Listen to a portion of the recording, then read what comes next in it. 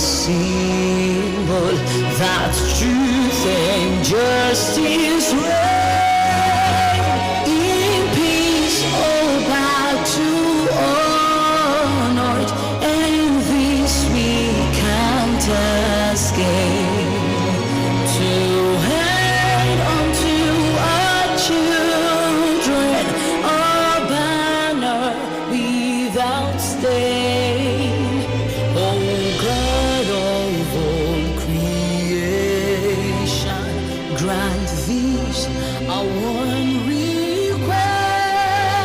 Help us to build a nation where no man is oppressed, and so with peace and plenty Nigeria may be blessed. Thank you very much. You can have your seats.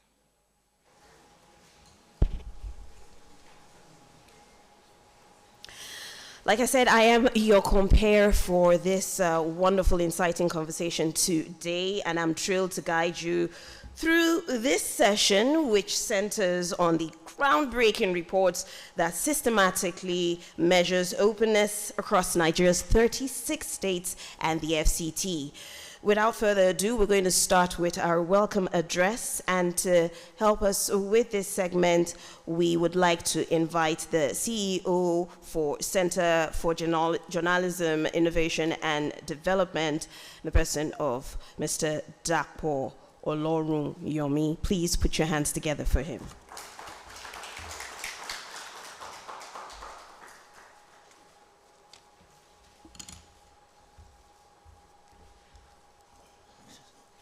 Your Excellencies, distinguished guests, respected colleagues, ladies and gentlemen, it is an honor and a responsibility that I welcome you to this important gathering, one that is not merely academic, but for us a deeply moral, civic, and urgent duty. We come to explore, to debate, and elevate the idea of openness. Thank you. Yeah. Not just as a concept, but as a measurable, lived reality that affects every democratic aspiration and development stride our society hopes to achieve. The Openness Index today, therefore, is not for us a mere set of metrics. It is a mirror we hold up to our institutions, our governance, our civil society, and obviously to ourselves. It compels us to ask these following questions. Are we truly open as a society? Do our society foster participation? Are our citizens free to speak, to dissent, to organize, and to imagine? Do our governments welcome scrutiny and practice transparency? These are the foundational questions that define the health of a democracy and the prospects of development. So openness, seen in this regard and perspective, is not a luxury, it is a necessity. In time when democratic backsliding, repression, and digital authoritarianism threaten to erode hard-won freedoms, we must treat openness as a pillar of national resilience. Economic growth unmoored from openness may deliver pure statistics, but they will not bring us stability. And development that ignores liberty will not endure. And democracy without transparency, as we all know, is pure hollowness. This is why this gathering is both timely and an essential development. We have invited a very small section of our community here, some policymakers, journalists, researchers, civil society leaders, and obviously concerned citizens. Our role may differ, our roles may differ, but our mission to promote a livable community defined by fundamental freedoms and liberties converge. And as custodians of these values, we must become a band of conscious protectors, guardians of the norms and institutions that keep democracy vibrant and development sustainable. The Openness Index offers us a shared framework and a common language to diagnose weaknesses and celebrate strengths, and most importantly, to hold ourselves accountable. It allows us to benchmark progress, to share lessons across the states and as a nation, and to shine lights where darkness has crept in. But we also remember that no index standing on its own can safeguard democracy. No data points can defend human rights. And obviously no chart can protect the right to dissent. Only citizens do. So citizens like us all who take the findings of this index and transform them into advocacy, reforms, vigilance, and action will be the hallmark of our achievement here. So as we begin this session, we urge that all help prioritize the tough calls, like how do we expand civic space in our regions and states where it is shrinking? How do we equip local voices with the tools to demand openness? How do we resist the temptation to trade freedom for expediency? And how do we ensure that our digital public squares are as open and as plural as our democratic ideals promise? We want, it is our hope, that this gathering be a space that fosters, therefore, rigorous inquiry, solidarity, commitment, and renewed purpose. Because ultimately, the openness of our society, of our country, will then be not just a policy matter. It will have to be a choice we must make again and again to stand for transparency and inclusion over exclusion and the rights and our rights over repression. This research has shown that more than ever we must rethink the subnational media ecosystem of our country. Much of the discourse around media, democracy, and development in Nigeria today misses a crucial point. The most consequential stories are unfolding at the local level, in states, capitals, remote towns, and underserved communities. Yet, this is precisely where media capacity is weakest and sustainability is most fragile. To this end, CJID is taking a bold step. We are developing a local media sustainability fund, a catalytic intervention aimed at supporting newsrooms, platforms, and storytellers working at the grassroots. This fund will offer a lifeline to media actors covering local governance, civic issues, community development, and public accountability, while also creating new models for revenue, reach, and resilience. We believe this initiative could mark the beginning of a new era, one where local voices are not only heard but protected, where journalism flourishes beyond urban centers, and where democracy deepens because information flows more equitably. As I welcome you all once again and look forward to a robust conversation and the collective wisdom that will emerge from this gathering today, please join me in thanking the chairman and member of our board who enable our mission and work through a very purposeful oversight. The government of the Kingdom of Netherlands through its embassy in Abuja, but whose generous funding of this project made it possible. The research team, led by the very thoughtful Professor Ismail Ibrahim, thank you very much, and they are here, members of the research team. Our partners on this journey, the Wale Soyinka Center for Investigative Journalism, our many other partners and friends, but above all, our staffing team, who are unarguably, in my own belief, the best in this game today. Thank you very much, and good morning.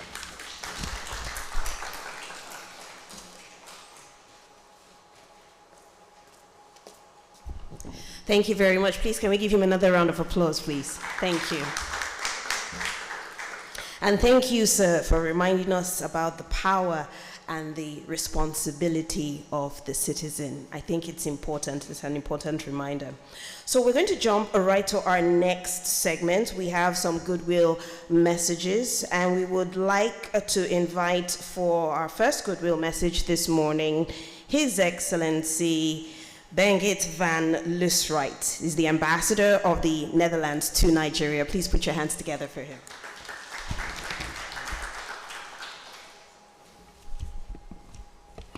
Thank you very much. Good morning, distinguished guests and ladies and gentlemen of the press. You're all members of the press, I guess.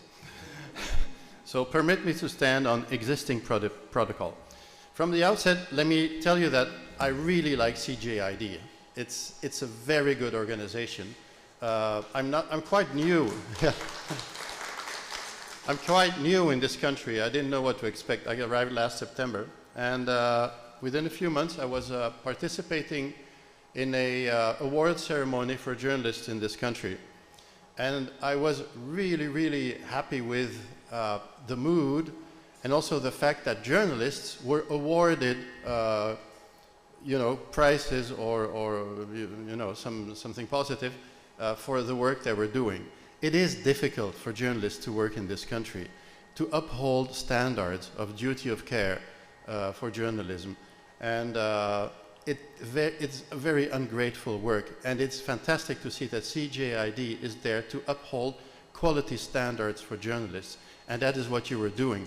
You were telling those people what they were doing right, and that it is important in the face of adversity to continue what they were doing.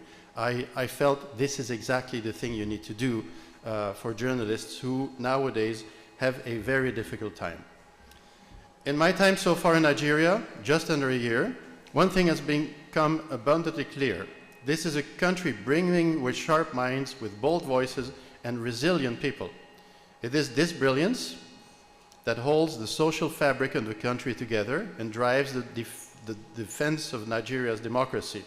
And I'm honored to be here with you this morning. We are gathered here because we share a belief in a simple but powerful truth, that a free and independent press is the backbone of any democracy, and that this backbone is under strain. Globally, we are witnessing increased restrictions, legal threats, and digital surveillance targeting the media and its practitioners. In 2023 alone, over 550 journalists were imprisoned worldwide, many for simply doing their jobs. I will give you an example for the Netherlands. It's not like it's only happening in countries in Africa and maybe some other countries in the Western world. Even my country, the Netherlands, has tendencies where media are being vilified. We have actually politicians who call the media scum, literally scum, on the X platform. It's a departure from, I guess, the social grace that we used to have between journalism and politicians, but calling them scum is very worrying. It's a first step into demonizing journalists, and that is unacceptable. It's a first step toward intimidation of journalists, which also happens in the Netherlands. Especially female journalists are really intimidated, and they sometimes need to seek police protection. The third step in such a process, which is an indication of growing autocracy, is amending legislation with a view to targeting journalists. We are not there yet in the Netherlands, but the first step of calling journalists scum is unacceptable and really should be combated.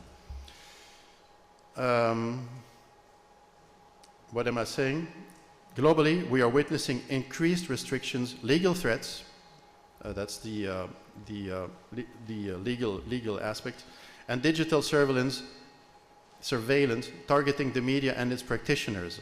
In 2023 alone, over 500 journalists were imprisoned worldwide only because they were doing their jobs. Add to that the growing spread of misinformation, the influence of social media, algorithms, and the impact of artificial intelligence, and it is clear that reliable journalism is facing real threats. In Nigeria, the recent slide in the World Press Freedom Index from 112 to 122 is underscoring this concern. While journalist deaths may be less common in Nigeria, there are increasing reports of intimidation, harassment, and arbitrary arrests, and this is very, very troubling. These are not just trends, but it's a signal calling us for deeper inquiry. And yet, Nigeria is far too complex and too diverse to be understood through a single lens. And that is precisely why the CJID Openness Index is useful. It's a tool. It goes beyond general ideas to present state-by-state snapshot of press freedom and civic space. It's not just a report, it's a tool. It is a tool that can guide smarter policy, better advocacy, and meaningful reforms that are grounded in real data. In this era of information overload, there has never been a greater need for truthful, ethical, and courageous journalism, and it exists in Nigeria despite all odds. A free press that won't just hold power to account, but one that will give a voice to the voiceless. We hope that this will be a tool in everyone's arsenal to get us there. There is something I have been mulling over for a long time. I was ambassador in Sweden before I was here, and so when Sweden had the presidency of the European Union, I was asked to speak to groups of journalists and also at universities about press freedom. I was giving the example of a journalist in the Netherlands vilifying the journalist. And there is this notion of public space. Public space, democratic space is being shrinked by governance. And this is something that is strange. It's awkward, because the public space is not the government's. It is yours, it is mine, it is the citizens. And the government is not to lay their hands on public space. That's why I see this as a personal crusade, and I hope you have the same personal crusade, to stand for public space, to maintain public space, and even to expand it, and to make clear to the government where the boundaries are. This is fundamental for your personal freedoms of gathering information and being a countervailing power to the authorities. It's extremely important. I know you are doing that at personal risk, but CJID is here to set the standards and to tell you that you are on the right path. That is why we are very proud to support this initiative. Media freedom is not the job of journalists alone. It is a shared responsibility for governments, for civil society, for the international community, for diplomats, but also for the public. When we understand the nuances, we can act with intention. To our partners at CJID, I would like to thank you for your dedication and the thoughtful research behind this report. We hope the index will not only inform, but also inspire stronger advocacy and action in the months ahead. Thank you very much. I wish you all a meaningful and productive event. Thank you.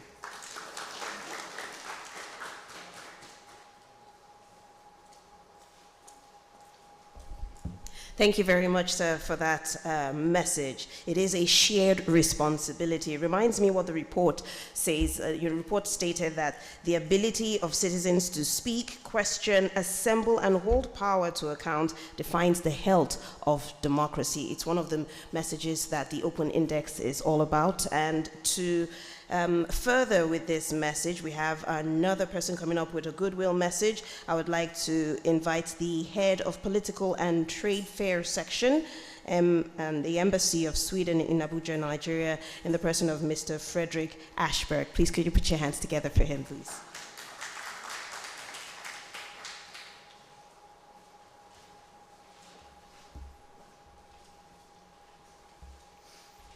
Good morning, friends and colleagues. How are you today? Good. It is an absolute honor to be here Please allow me to stand on the existing protocol.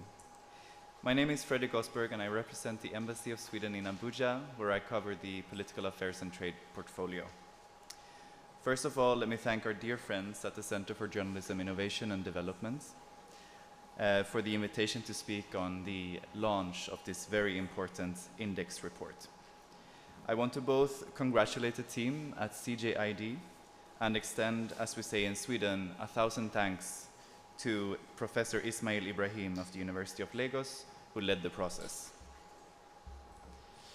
A few months ago, the delegation of the European Union and the Embassy of the Kingdom of the Netherlands hosted an event in celebration of World Press Freedom Day. During this event, we were given the privilege of getting a sneak peek into the index report. And I must say that I was truly impressed by the quality of work and the depth and breadth of the data gathered. I believe it will be a very useful tool for policymakers, for civil society, media, as well as academia, when considering ways of improving and safeguarding press freedom in Nigeria. So why do press freedom and openness in Nigeria matter to Sweden, a small country far, far away? I hope many of you are curious, and I will answer this with 3 simple and hopefully clear pointers. First of all, free speech, free press, openness, and transparency are key building blocks of Sweden and Swedish society, and therefore of government policy. We strongly believe that a free, independent, transparent, and professional media is a prerequisite for a strong democracy with robust institutions. Secondly, if Sweden were a person, press freedom would make part of its DNA. In 1766, 260 years ago next year, Sweden became the first country to include and safeguard freedom of the press in its constitution. So we are very excited about next year when we will celebrate this in grand style, 260 years of press freedom. Thirdly, according to the 2025 World Press Freedom Index by Reporters Without Borders, Sweden ranks 4th globally. Journalists and news organizations have far-reaching freedoms in conducting their work, and the state is actively safeguarding these freedoms. And if you can't remember all 3 of them, don't worry, I will not test you. But do remember this: journalism is a dignified profession which deserves respect and protection by us, the society. Wherever journalists are threatened or attacked and the media is undermined, politically manipulated, and lacking professionalism, democracy is in grave danger. In a few minutes, when the CJID Openness Index Report is officially launched, it will be clear to everyone where the gaps lie, in Nigeria as a whole and on state level. When we know these gaps, we will also have an idea of what critical interventions are needed to close them. Let me conclude by saying Sweden, though small, will continue to do all it can to be a strong voice and a committed contributor to democratic development and the promotion of human rights and press freedom at home, in Nigeria, and elsewhere, because a transparent, independent, professional media is fundamental to a thriving and functioning democracy. Thank you all, and enjoy the rest of the day.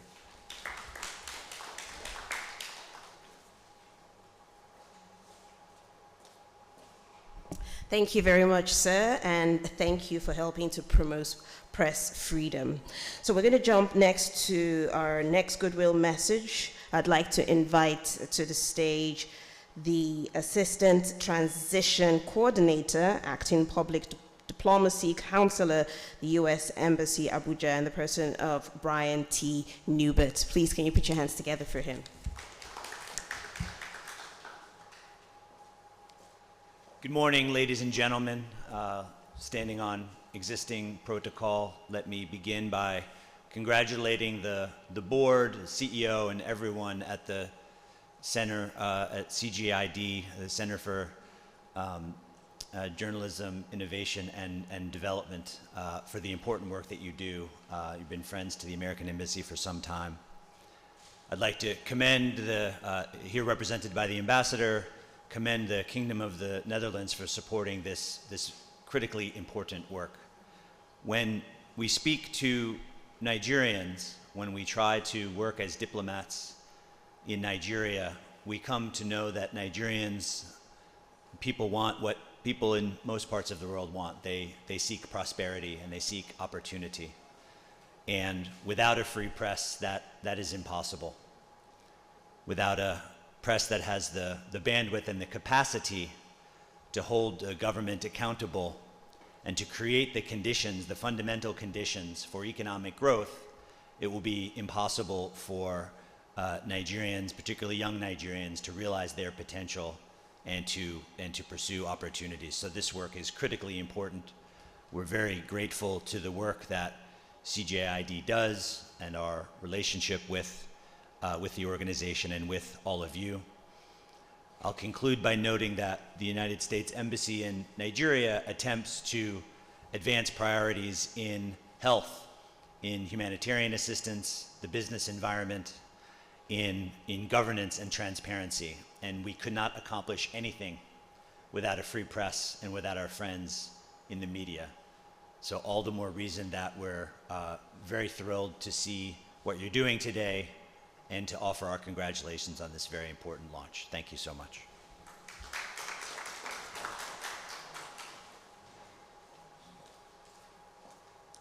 Thank you very much, sir. Also reminding us that it takes all of us, to achieve this. So one more goodwill message we have today. Please, ladies and gentlemen, help me welcome the CEO Media Development Investment Fund in the person of Harland Mandel. Please put your hands together for him. Good morning, everybody. I want to thank an old friend, Dapo, for inviting me to join you here today. On short notice, we met yesterday, and he informed me about what you all are doing, and I'm very glad to be here because it is so important. My organization, Media Development Investment Fund, is a nonprofit investment fund providing capital and capacity building for independent media companies in countries where a free press is under threat. And today, I think we all know that press freedom is more under threat than it has ever been before. All of the studies, all of the indexes show that that's the case around the world. And as we already heard from the ambassador, it is declining here in Nigeria as well. We work in 36 countries right now around the world. Here in Nigeria, we've been operating since 2022. The Nigerian Media Innovation Program, NAMIP, where we've been working with 28 young, mostly media companies here in Nigeria, helping them build their management capacity and their financial sustainability. Around the world, it is journalists who are working outside of the capital cities, outside of major commercial centers, who are often most at risk. And for that reason, I really applaud your putting together this index. The reason why they are so much more under threat is because they are operating under the radar of national and international attention. And for that reason, the research you've done shining a light on what is happening outside of Abuja, outside of Lagos is so important. So again, I applaud your work, and I look forward to more versions of the index in coming years because it is so important to maintain that spotlight over time. Thank you.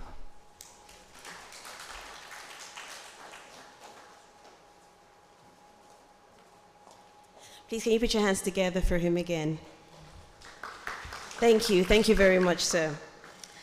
Okay, so I'm going to invite someone to handle the next segment here before we go on our quick tea break. I'm going to invite the Deputy Director, Journalism Program for CJID. Please, ladies and gentlemen, put your hands together for Busol.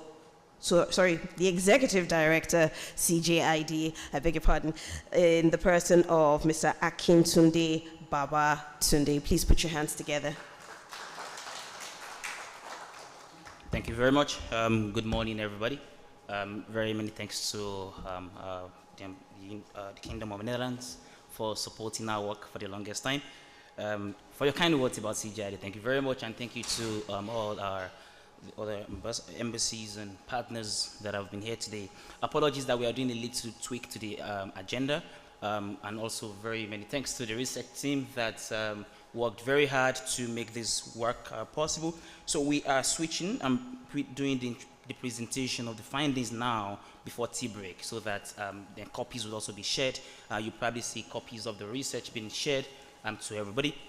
So it's a 90-page long research that we have, and but what you have right now is the summary copy that's like 30 pages with a lot of visuals that would potentially just do an overview of what it has been, and then by December we will be sharing the technical copy. But of course, it's also available on request for now.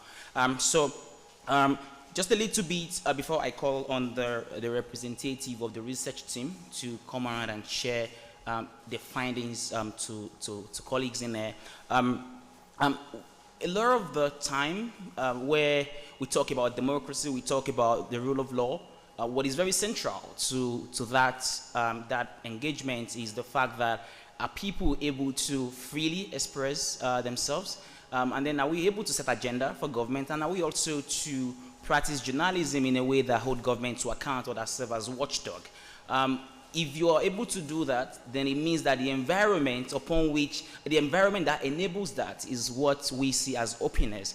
And if in Nigeria, for instance, that level of openness is very tricky, because a lot of time we read about journalists doing reporting, and then the next thing you see is that they've been abducted. There's a very popular case of a journalist who disposed that the construction of the contract for the award of construction of classroom was awarded to a restaurant, and when that was exposed, what the journalist got in return was an abduction, as against what he should have. So we look at the fact that when this happens, journalists are withdrawing from doing critical reporting. So we try to look beyond the national landscape, and then to look at we're trying to look beyond the national landscape, but then to look at what is happening at every state in the country, because we think that is really where journalism happens locally. And if that voice at that level of environment is very tricky for journalism to happen, then it tells a bad, it tells badly on the media profession generally. So today we are going to be doing this public launch in what is the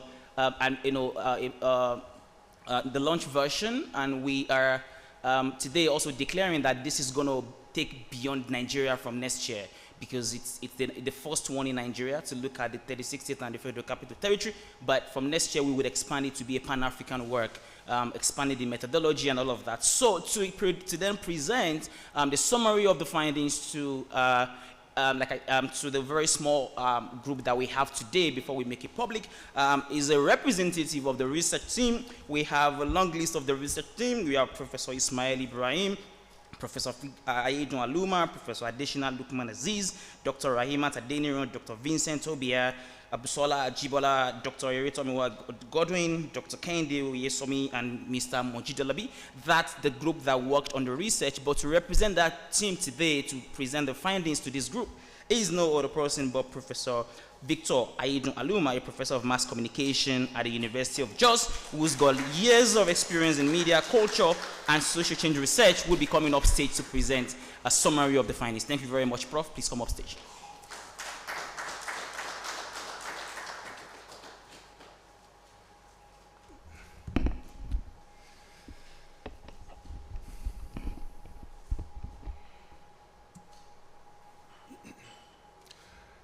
Your Excellencies, distinguished ladies and gentlemen, I'm a communication scientist, so I'll just give you a scientific report.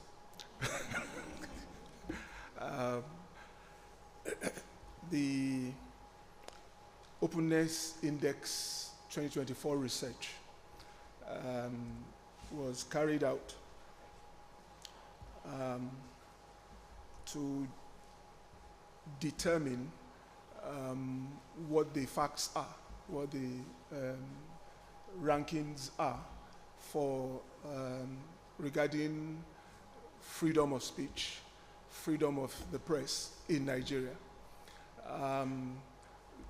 We are familiar with indexes, but we noticed that the indexes tended to have a national reporting, assuming the state of all the intermediate levels before we get to the national. So we thought that when you look at the quote-unquote smaller units, you will get a more factual picture than if you looked only from the national. So the design of the study involved not only getting a national picture, but arriving at a national picture from paying attention to the subnational levels. The concepts we used. Following the literature, following the practice in the literature of building indexes, we looked at press freedom in terms of openness, and openness in terms of factors or forces that enable or that inhibit openness. So we had a simple operationalization in which we accounted for openness in terms of which of the two factors are stronger or more in ascendance at any point in time. Is it the enablers or is it the inhibitors? If the enablers are stronger, then you have more openness. And if you have more openness, then you have all of the other benefits to democracy and to society. But if you have more of the inhibitors, then you have more of closedness. And then you have all of the challenges, including the drift towards authoritarianism, as has been pointed out in some of the statements made earlier. So enablers or inhibitors, we are seeking to determine how much there is and how influential either is. And then we broke that down further. Enablers or inhibitors are made possible by a number of factors. We had 7 or 8 of them. The factors, social factors that tilt the weight in favor of either enabling or inhibiting.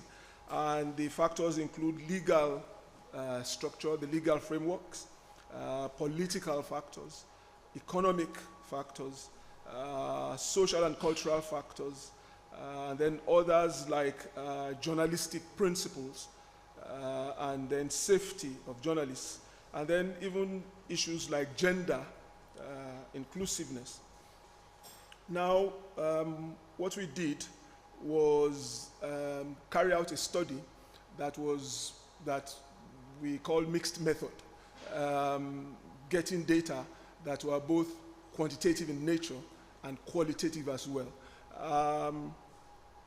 So we identified journalists, media owners, civil society actors, and you'll notice that those are the category of people you call experts.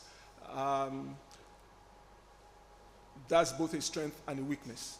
But we did opinion surveys of the journalists, 20 of them, and then civil society actors, 10 of them. And then also we did interviews, in-depth interviews with representatives of each of these categories in each of the states. So per state, 20 journalists and media owners and publishers, 10 civil society actors, that makes 30 per state. And then for the 36 states and the Federal Capital Territory, so we got at the end 1,110 respondents. And then we coded their responses using a inhibitor enabler spectrum from 0 to 100. Now,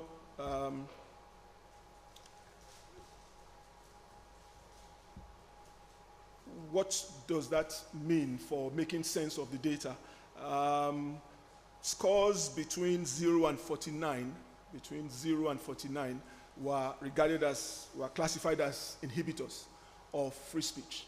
If in any state the score was below 49 and below, we regarded that in that state there was a lot of inhibiting processes, cultures going on. And scores between 50 and 100 were enabling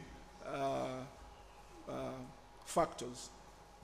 Now, a quick breakdown what constitutes enablers. Enablers can happen through constitutional provisions that affirm media freedom and accountability. They can be instanced by evidence in case law,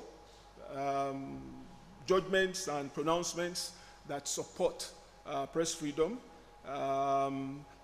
in the activism of civil society organizations and social critics,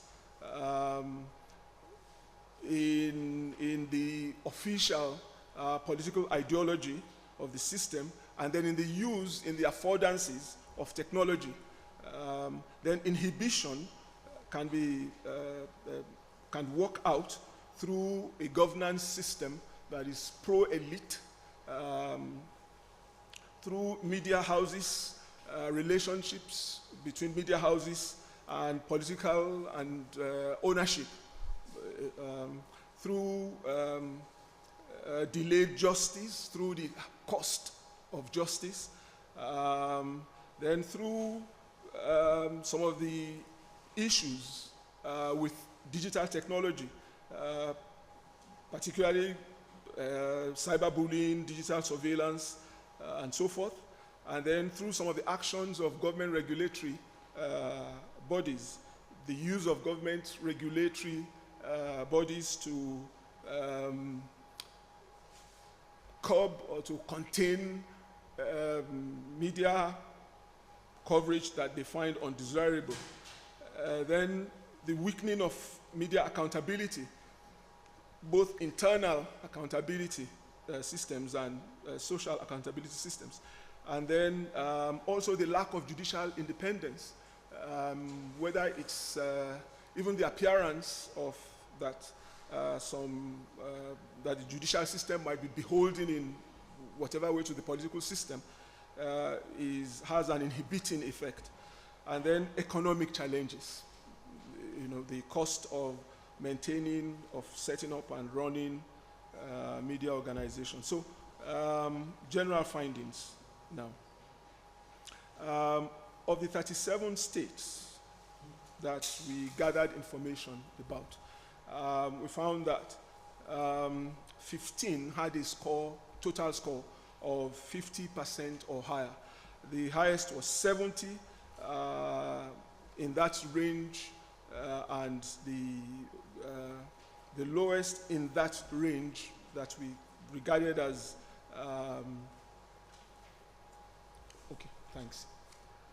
that we regarded as enablers, as providing an enabling environment. Of those 15 states, the highest was 70%, And then the lowest was 50.53. Highest was Cross River State, and the lowest in that group was Kwara State. What we see in that distribution is that more of the states were in the southern region of Nigeria, southern regions, which means that the impression we get from making sense of that data is that there's a general trend towards a climate of support, of enablement of free speech in that belt. That's one general observation. There are finer issues to look at. Now, so from number 16 in the ranking to number 37, we see the range of 16 is FCT Abuja, that's 49.28% overall index, to 37, that's 40, so between 49 and 40.7. So the bulk of the states in Nigeria at the state level, the picture we get is that the bulk of the states, that's 37 minus 15, tend toward an inhibitory environment. That points out a broad picture that it appears that the ecosystem is one more of inhibition of free speech, free media, than of enablement, broadly speaking. Now, let's go further down into the regions. We know okay, this is a bigger one for you to look at. We know the 6 regions, official regions, geopolitical divisions of Nigeria. So we looked at what the patterns were in each of those. In the south-south, we find that the overall index were highest. You know, the quote-unquote outstanding performers were in that section, in that region. But like our inclination is rather than to use language that gives the impression that there's nothing to worry about. It's just to show that there's a tendency that in the south-south regions, geopolitical region, you have scores like 70%, then 63% Delta, and then, but then you also have predominantly inhibitory cases, like 47%, 49%, under 50 in the same south-south, but more of the states in that region appeared to have an enabling environment. Then we go on to the next region, the southeast. And the southeast has states like Abia, Enugu, Anambra, Ebonyi, Imo. In the southeast, the impression you get is that the environment is more inhibiting. Out of the out of the 5 states in the southeast region, 4 of them have scores below 50%. So scores even as low as 40.7, as 41.9. But the one silver lining there is a state like Abia that has 53.7. So that suggests areas of engagement, of programming by the civil society, by government, and so forth. Now, the next region is the Southwest. Now, the Southwest also has a profile that is at best a 50-50 spread between having an enabling environment and an inhibiting environment. So out of the 6 states in the Southwest, 3 states have a score of 50 or higher. The highest is 63.7, that's Ondo State. And then the lowest is 48.95. So, and then, sorry, 51.72. And then the other 3 are under 50, 48.9, 48.95, 48.93, 46.35. Those are inhibiting. Those are indexes that indicate a predominance of inhibition of free speech. We've generally avoided in this very brief presentation to name names that can divert attention, specific cases, that can divert attention. We're focusing on getting the tendencies, the broad pictures. But when you drill down, there are some cases that would raise eyebrows. What? This state is inhibitory? That's not the impression we get, but those are the facts. And one way to explain those facts is in the, if you like, the power of the methodology of combining not just expert views, perception, but also of combining with an open source device, equipment, tool that enables us to record actual cases that, including assault, including in some case murder, to journalists, so that we then have a triangulation. It's not just what the experts are thinking, but the specific experience, lived experience of journalists. And so when you put the two together, you find that sometimes what the experts are thinking is moderated by what is actually happening, what the journalists are going through. Then the next region is the Northeast. The Northeast, out of the 6 out of the 6 states in the Northeast, 5 are inhibitory.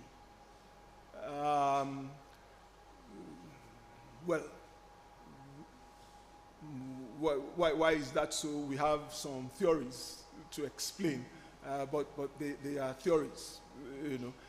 One theory is that the Northeast is the region of Nigeria that has experienced insecurity, but whether that explains everything is another matter, but it is the first thing you think of.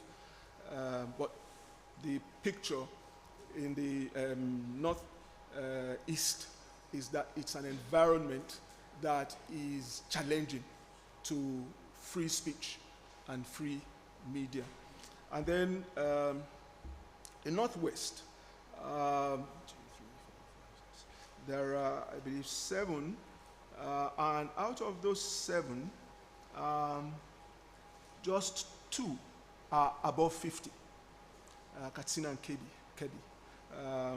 So Northwest appears again to be predominantly a an inhibiting environment, system, ecosystem for the media. And lastly, the North Central. The North Central, 1, 2, 3, 4, 5, 6, 7. Again, there are 7 states in the North Central, and there are 4 that are above 50.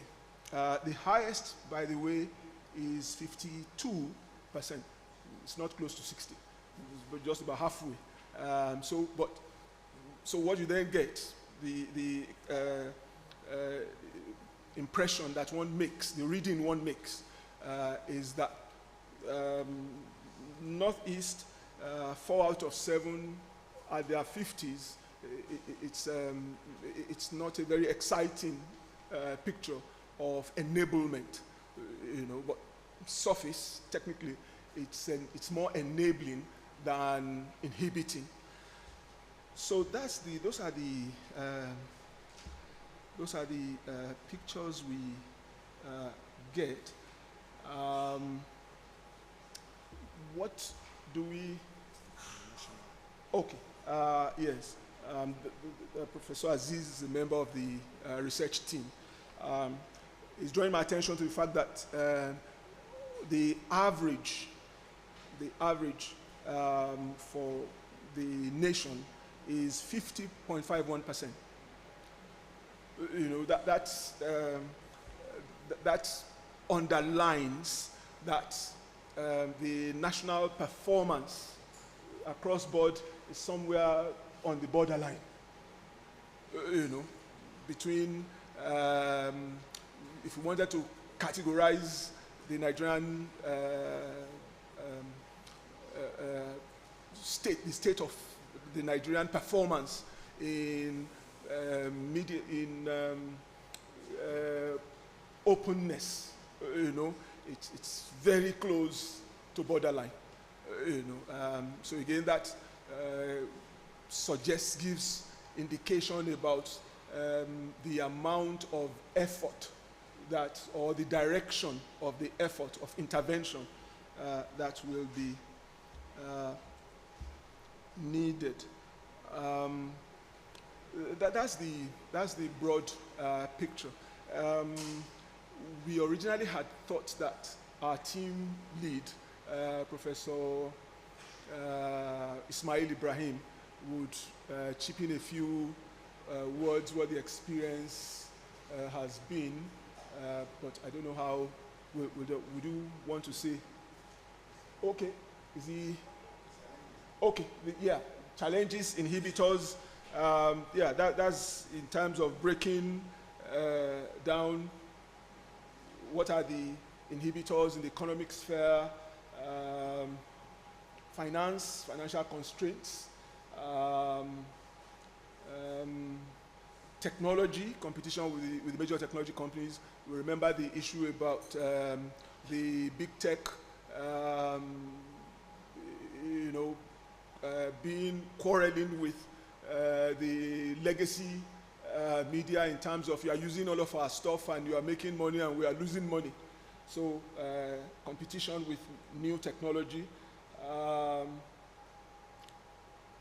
economic issues like cost, inflation as well, financial constraints that amount to challenge in the amount of dependence on funding, advertising from power centers, and that client relationship, then leads to vulnerability, of the media. Okay. Also, practitioners who might possibly due to the training or the motivations, who might not be as strong in withstanding quote-unquote temptation, from agents or actors in the system who have intentions other than the good of the society who are not so altruistic. Use of advertising power, we mentioned that earlier on. We could go to the next. Okay.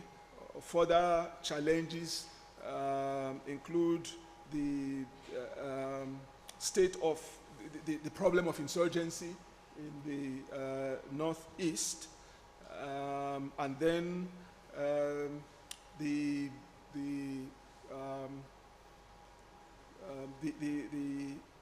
issue in the southeast of a political movement that does not stay only with talk, militias and stuff like that.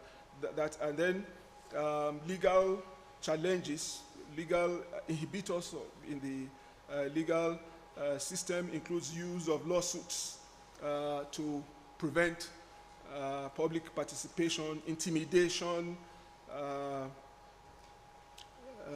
The finding is that government and powerful individuals tend to use their political power and the legal system to control information or narratives that they would not like to be in the public space.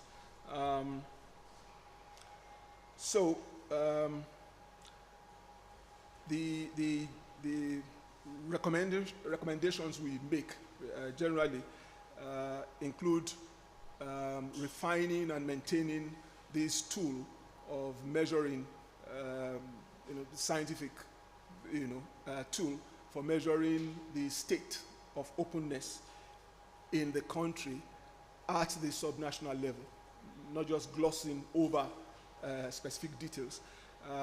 Because what having specificity does is it suggests to us, to policymakers, to agencies, public, private agencies, the areas that need targeted attention. Then an annual conversation should be going on about if you like, the state of health of the media, speech, free press in Nigeria. Conversation, let's have it in a periodic way, might be once a year, might be 2 times once in 2 years, whatever works, but let it be on the front burner. And also the economic factors. Having the finances to run your, the media are a business, and having the finances to run your business or facing the prospect that the finances may dry up can be a big, quote unquote, disincentive, so we're grateful for Media Investment Forum, body. I know that there is also a Swedish model in which, Scandinavian or Swedish, in which the public authorities takes it as one of its responsibilities to fund, has a system for funding. So it's conceivable that the governments in Nigeria might become persuaded that it's in the overall interest to dedicate funding to media establishments, not necessarily because they serve them, but because they believe that they serve the entire system and that serves them as well. And then the issue of inequalities, particularly gender inequalities. One statistic, interesting statistic, disturbing statistic, is that the gender factor or challenges with gender was 49% of the most, 49.9% among the most inhibiting factors. So the issue of gender equity is also one of the areas that would need intervention. And lastly, that public officials, public officers should be encouraged. Perhaps the bodies responsible for training public officers should be encouraged to develop the democratic value of tolerance and toleration of dissent and all of that. So, so that's basically what the study is. We thank the CJID for the opportunity to be part of this process. Thank you very much.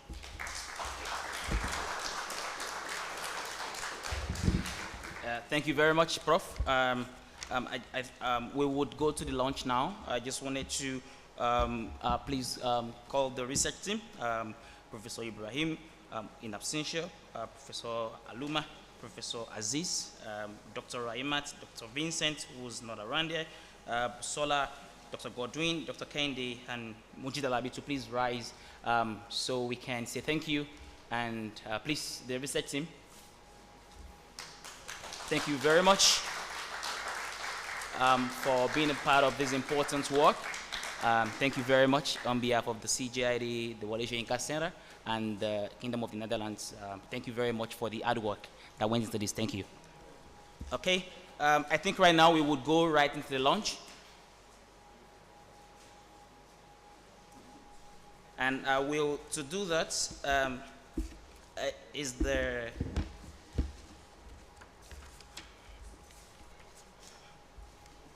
the ambassador, the Kingdom of Netherlands, who have supported this work. I wanted to mention that this is a 2-year-long project funded by the Netherlands Embassy and CJID and the Wale Soyinka Center for Investigative Journalism have been working on this together. So, and then I can also see Mutunrayo Alaka, the CEO and ED, as Wale Soyinka Center for supporting this work. So the ambassador would come up stage to launch the index, and then we would get on for group picture. So, Ambassador, thank you very much. Please, a round of applause for the ambassador. How do I launch it?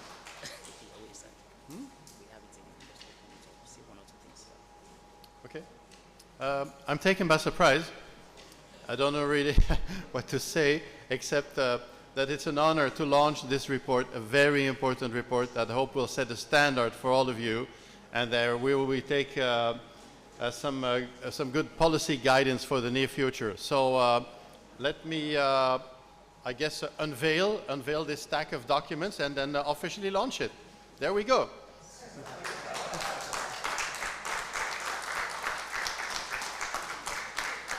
Thank you. So please, Apollo Yomi and Brian. Please.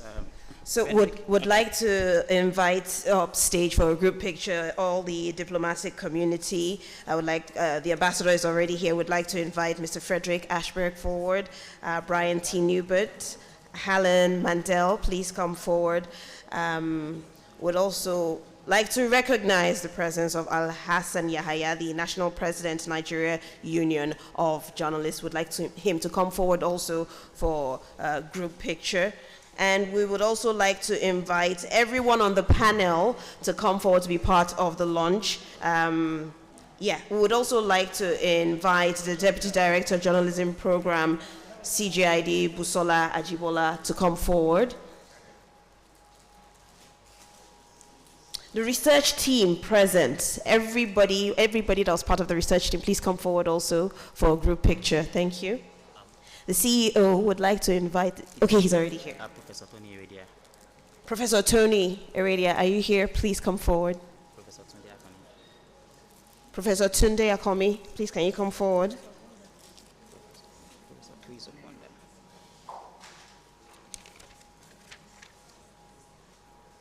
Professor Chris Ogbonda, can you come forward, please?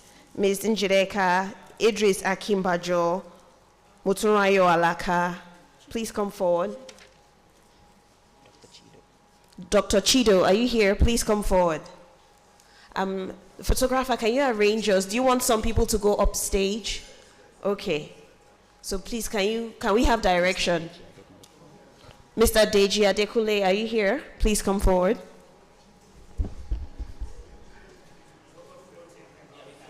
Please, can we have some people go to the podium?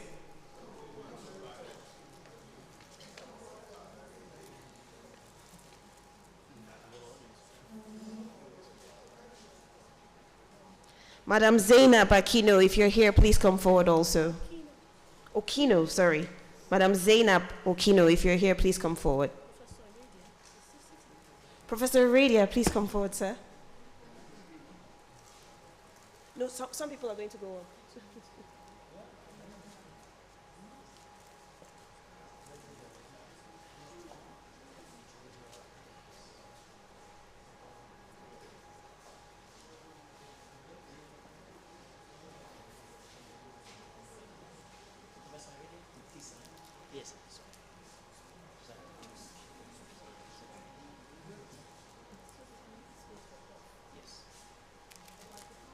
Yes, Mr. Lai, come here. Yes. Prof, come here.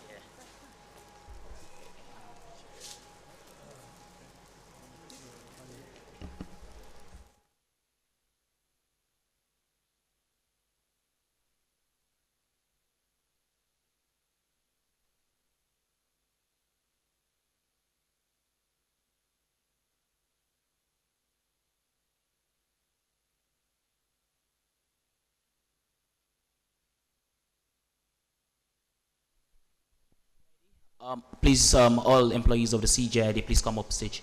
Get a copy. CJID Premium Times. Thank you very much. Please, the diplomatic committee can please stay so the CJID team can take pictures with you. Ambassador?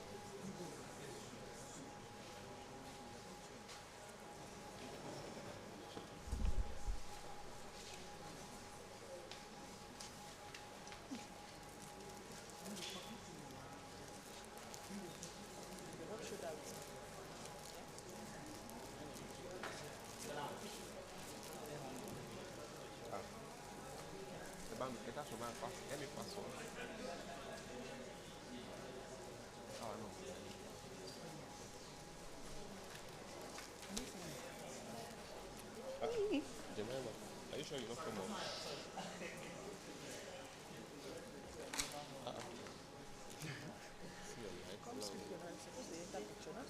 We're not supposed to do that. We're supposed to communicate the pictures. They're supposed to appear in the picture. Okay, now. To go for your mind. That's Bola. Check out my brother. No, drop it back. Okay. Yeah, Jude.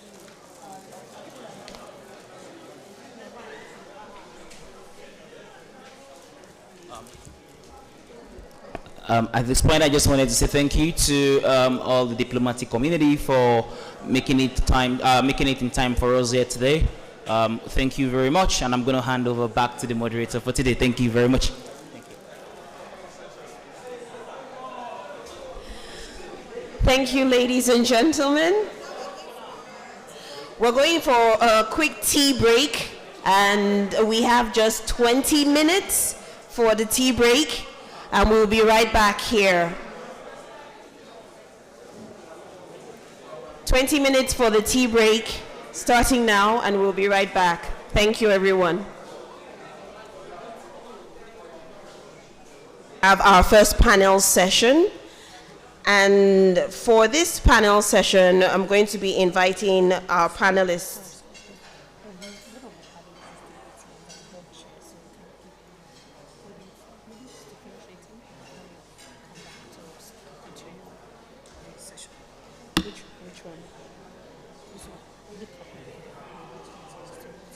Just call me, I will call them.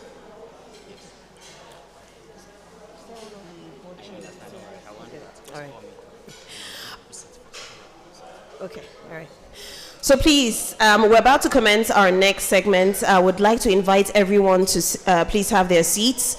Even if your mouth is still moving, please would invite you to have a seat and let's munch silently. So for our first panel session, I'd like to invite the moderator for this panel session. This panel session is going to focus on the state of the media and civic space in Nigeria. The state of the media and civic space in Nigeria. And the moderator for this segment is the Executive Director, CJID, in the person of Mr. Akintunde Babatunde. Please, can you put your hands together for him as he comes forward to the stage? I know our mouths are moving, but you know, let's give him a round of applause. Thank you.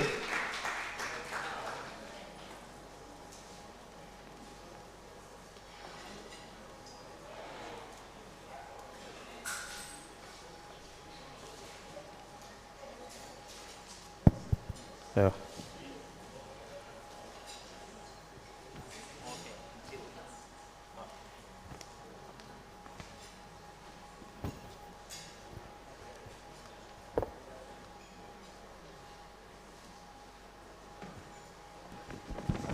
Hello. Right, kind of difficult to be on the stage when people are still trying to finish the tea break. But I will try as much as possible to make sure that we don't do too much disruption. Thank you again, everybody. We will be introducing the distinguished panelists that we have to speak on the state of media and civic space in Nigeria. To come up stage is Madam Zainab Okino, the executive editor of Blueprint newspaper. Madam Zainab Okino. Please a round of applause for Madam Zainab Okino, the executive editor of Blueprint newspaper. Please, let's give it to her while she's coming up stage. And we can do better.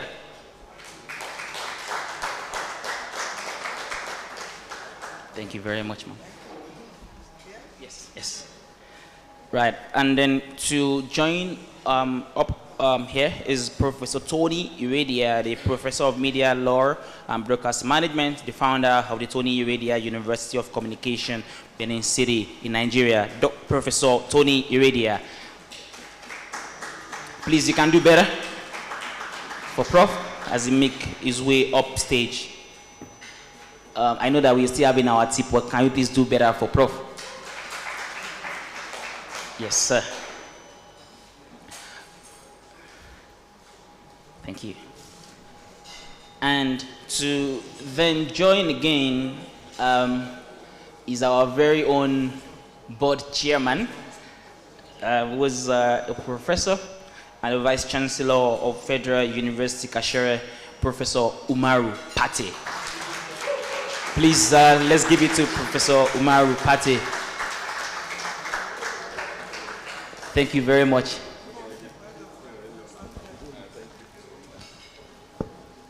Okay, so thank you again, and thank you, distinguished panelists, for finding time to come around. I think that we cannot in any way talk about democracy or talk about even the simple effort of just expressing oneself without thinking about the institution that sort of help us to make that work. A lot of time when we look at states around the world and the way that civilization, even started, earliest philosophers sort of assume that if we would have a society where the dividend of democracy, or a society where people feel like they are a part of it, it's a society that allows media to thrive. And if we cast our mind back to the 18th century, where thinkers like John Dewey, like Habermas, who sort of said at the time that if there's a friction between the resources of society and the state that administers who gets what in society. So they made their own conclusion at the time that if the resources of the state would get to everybody, that there needs to be a system where everybody is also able to talk about it, the public sphere.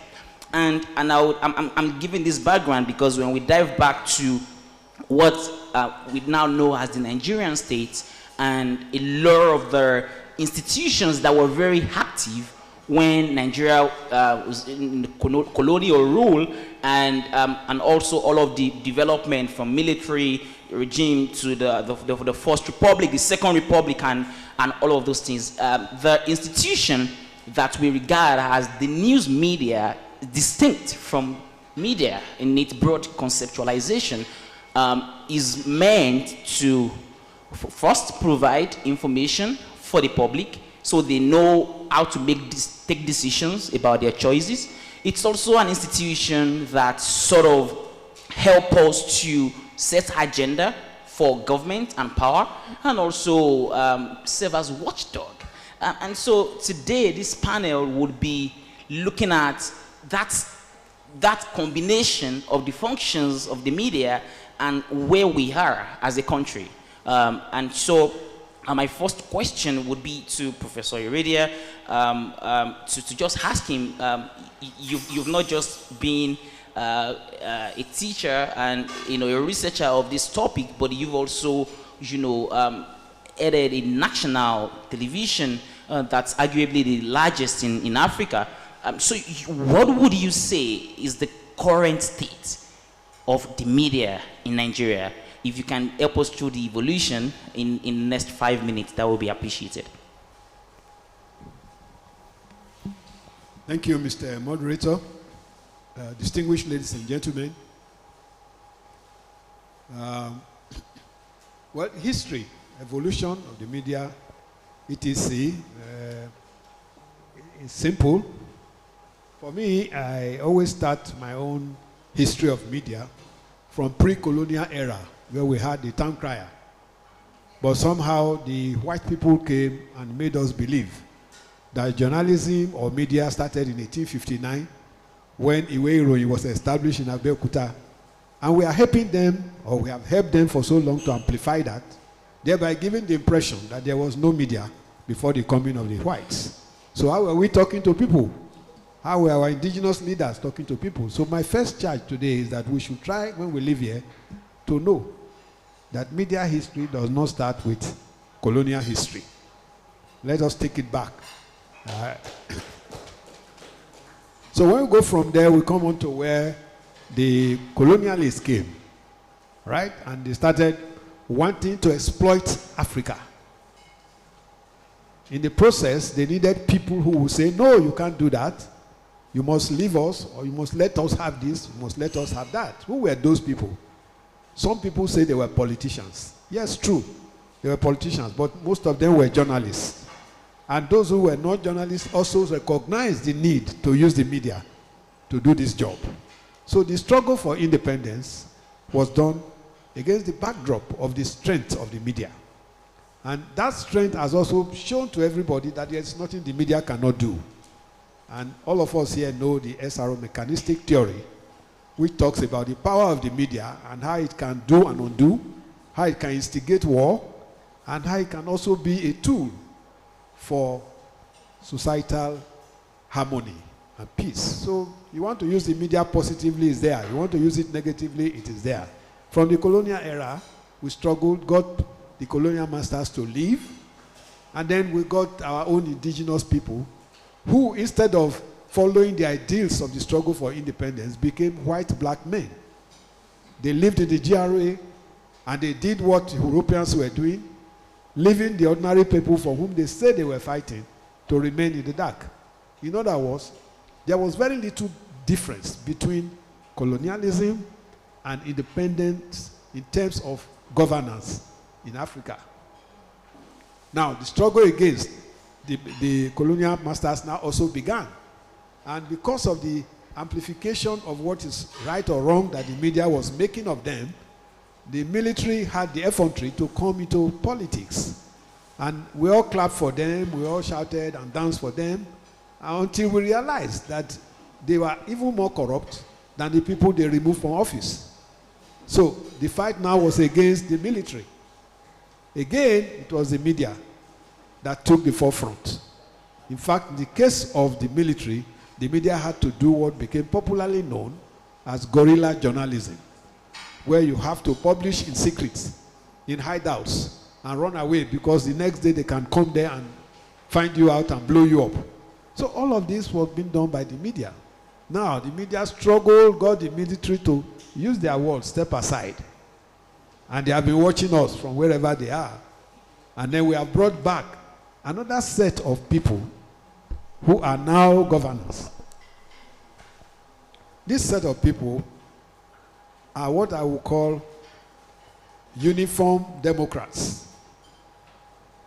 They have, since they came, also began to do a lot of things that will show that the media they used to get into power is the media they are so scared of, and they are willing to do everything possible to repress the press.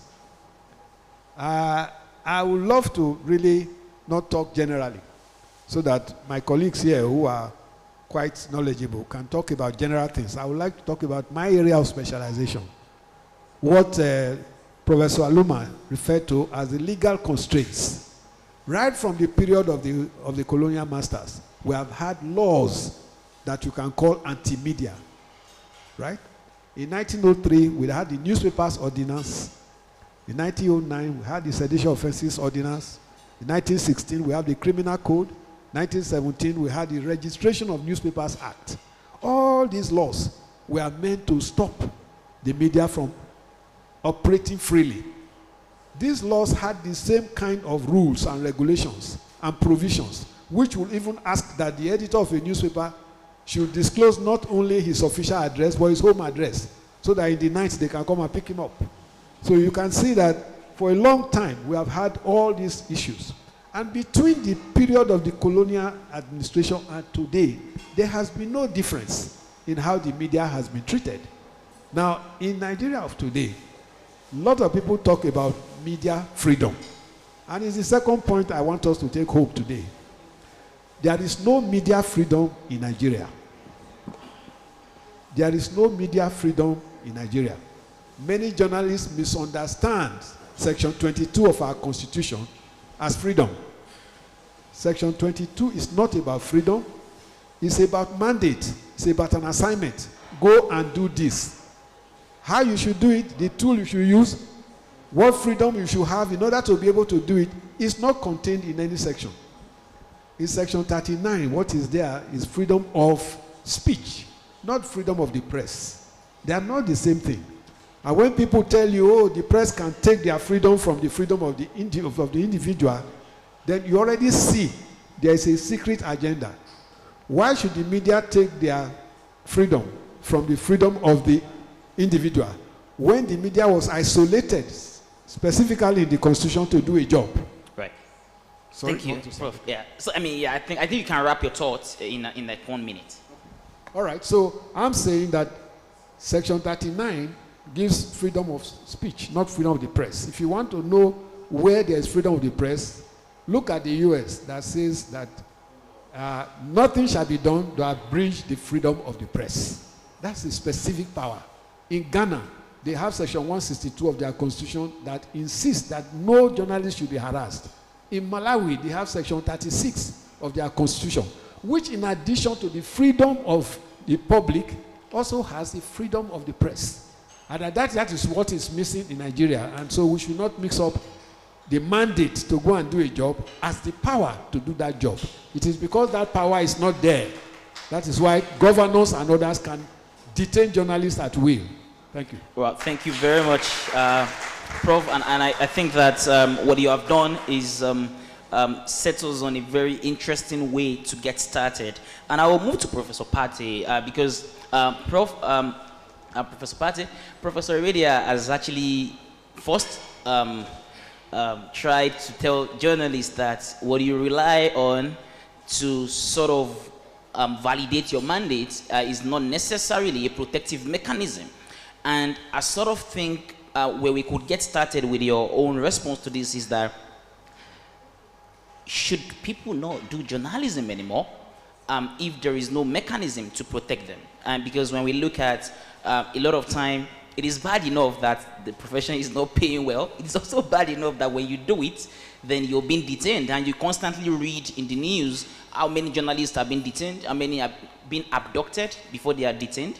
You get to see how many are even being killed. So what would you generally say should be the response of the industry to, first, the fact that there is no legal protection for journalism, and then what would you say should be the way that all of us should start thinking about this? Thank you very much, Akitunde. Not long ago, a student asked me, is there any need for us to continue teaching journalism or mass communication in our universities?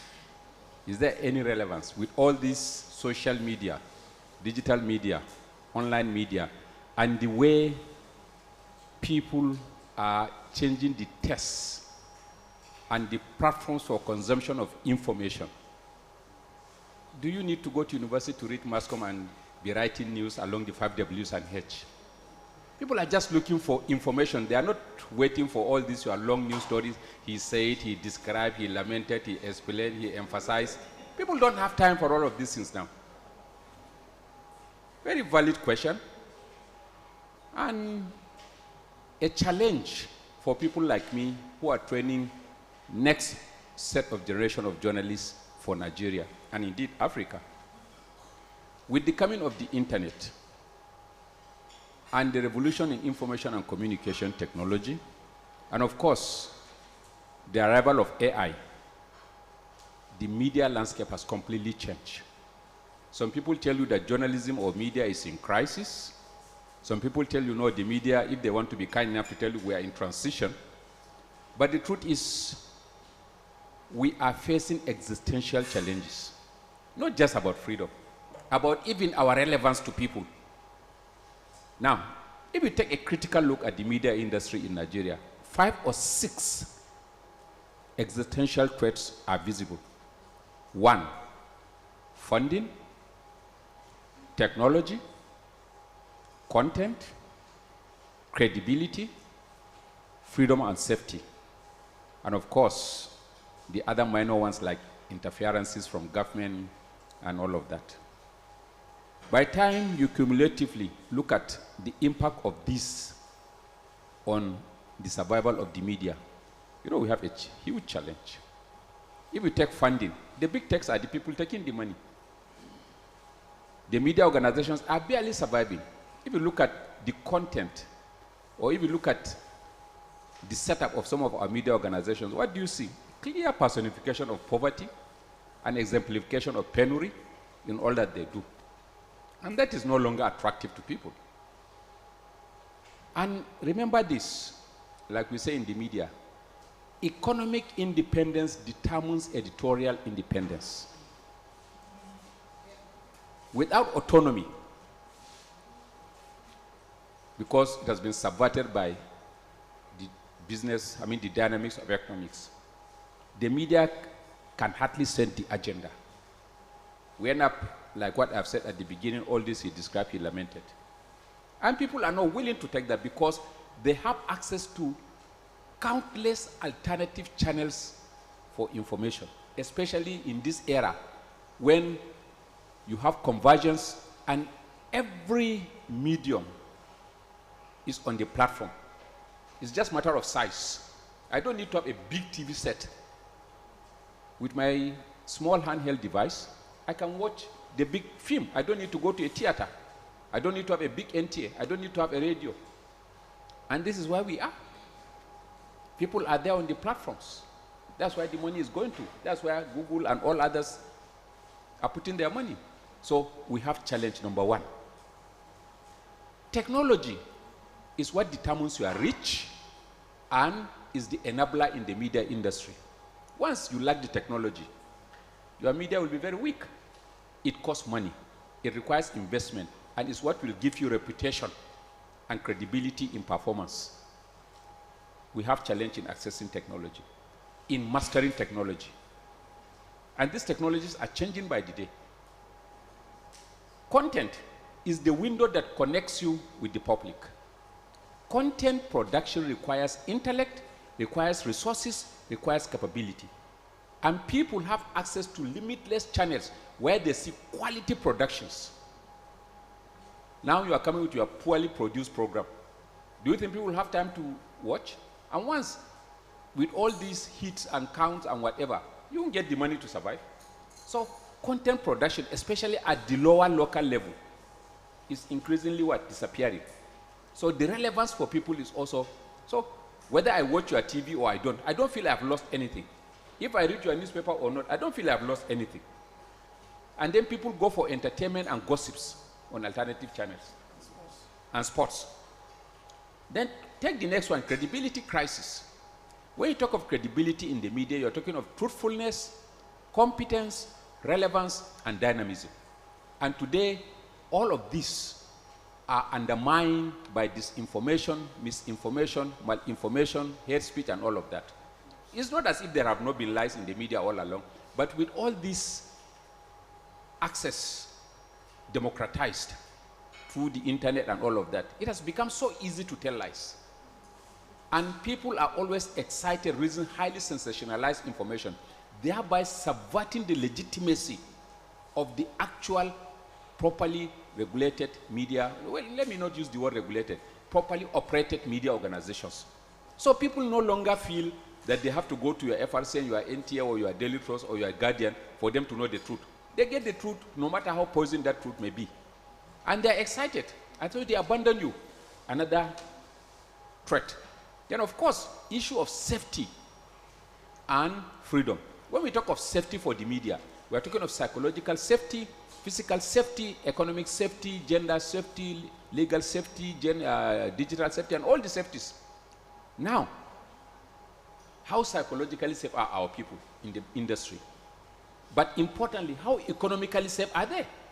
When you are paying someone a salary that can barely keep him alive, you allow him to survive on his own, and you want him to give you credible information in the midst of the ocean of corruption, poverty of integrity, and integrity of wealth instead of integrity of intelligence or any other thing. What do you expect? So at the end of the day, all of us, our modeling pattern are along such lines.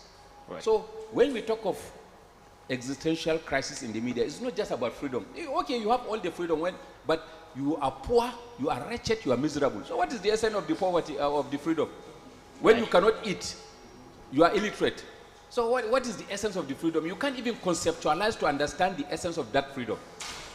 So, like what Amartya Sen said in his book, Freedom is Development. Freedom means eating right, being free from ignorance, being free from poverty.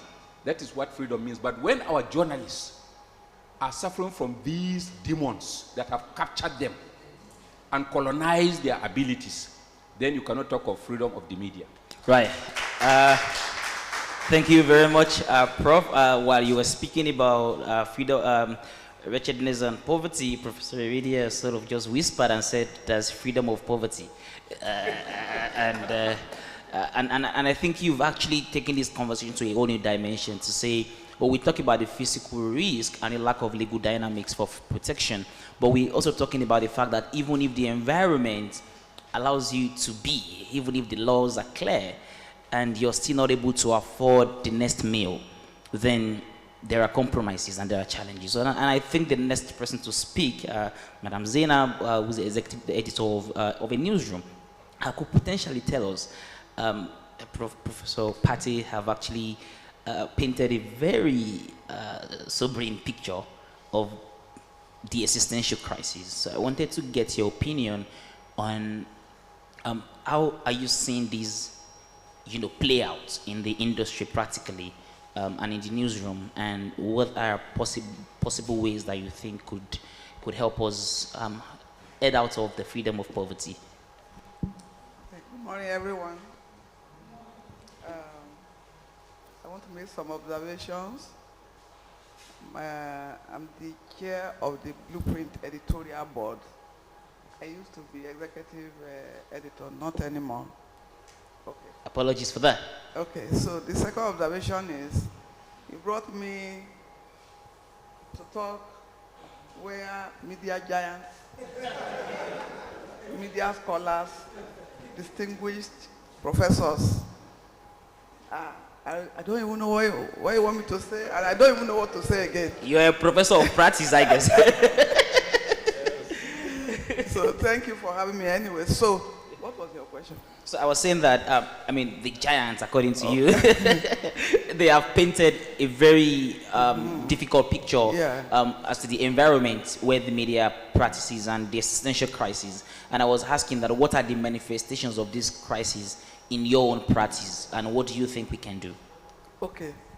So from my own practical experience anyway, I think the two profs have actually hit the nail on the head. And Professor Pate in particular even made it worse for us as media practitioners. And you wonder what we are still doing here. So it is true that we have poverty in the newsroom. It starts from the fact that there are no investments in the media, generally. And even the few investments we have are done mainly for political reasons. And when political decisions override professional decisions, the practitioners are in trouble. You find yourself wanting to do certain things. There are infractions in the newsroom, no doubt about it, and you want to apply your knowledge. You want to apply your experience, and then you are held back for those political reasons. And I'm a living example of what I'm saying. Because in 2019, in my attempt to balance, that time I was editor-in-chief of the paper I work with, even now.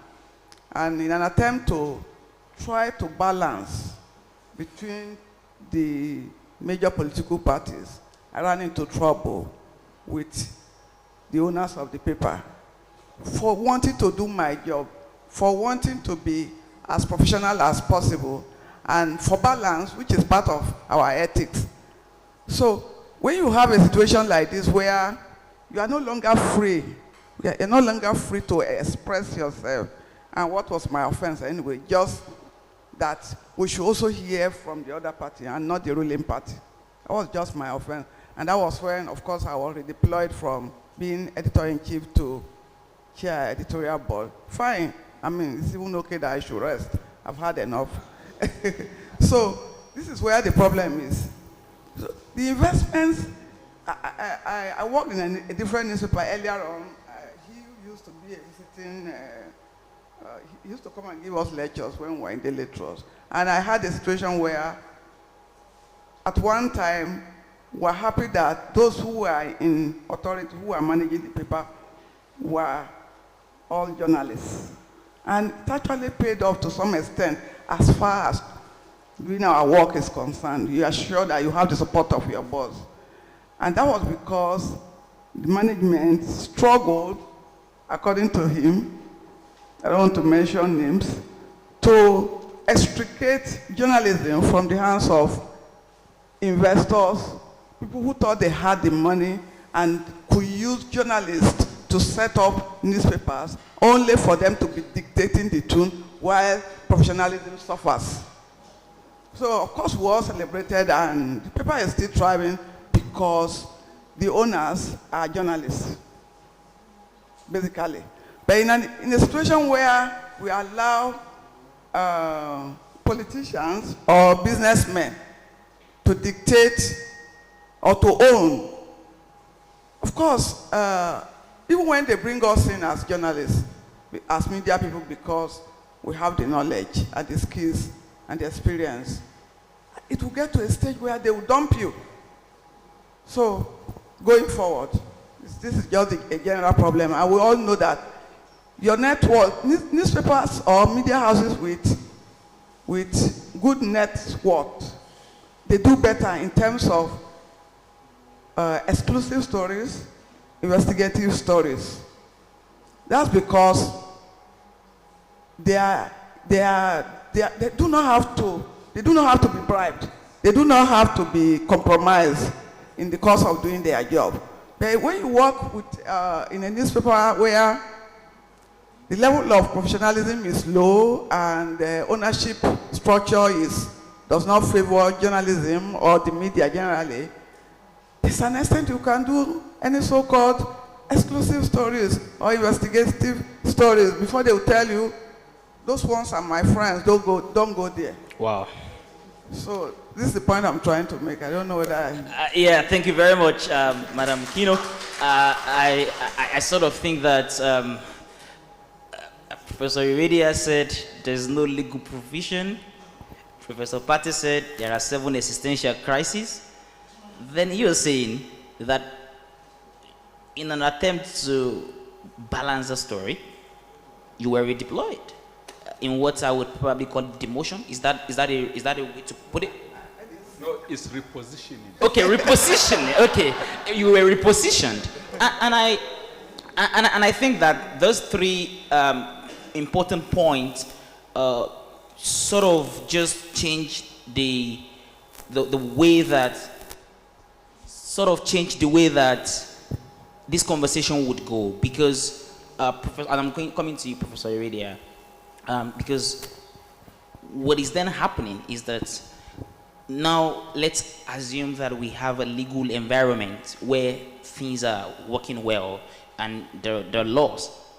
Then the big tech, and they are not even taking the revenue, but there is also an institution that powers the financial mechanism that makes you to hire the best talent, that makes you to do the job, but that financial infrastructure is dictating what happens in the newsroom. And that makes it difficult to do investigative journalism or to, in a way, balance the story, because there are friends of the investors who have interest. And like you mentioned, the media played a very critical role at every point in Nigeria's history. So those who were alive and active at the time still understand how very powerful the media is. So in an attempt to own media and capture media sort of advance their domination. And I don't want us to dwell much on problems right now. So what, at this point in our media history, and because we also have a lot of young media professionals who are probably thinking their career choices right now, what do you think practically we can start doing to sort of shift from where we are into a future where probably we have some level of media independence and financial independence that is able to do the critical role of advancing democracy?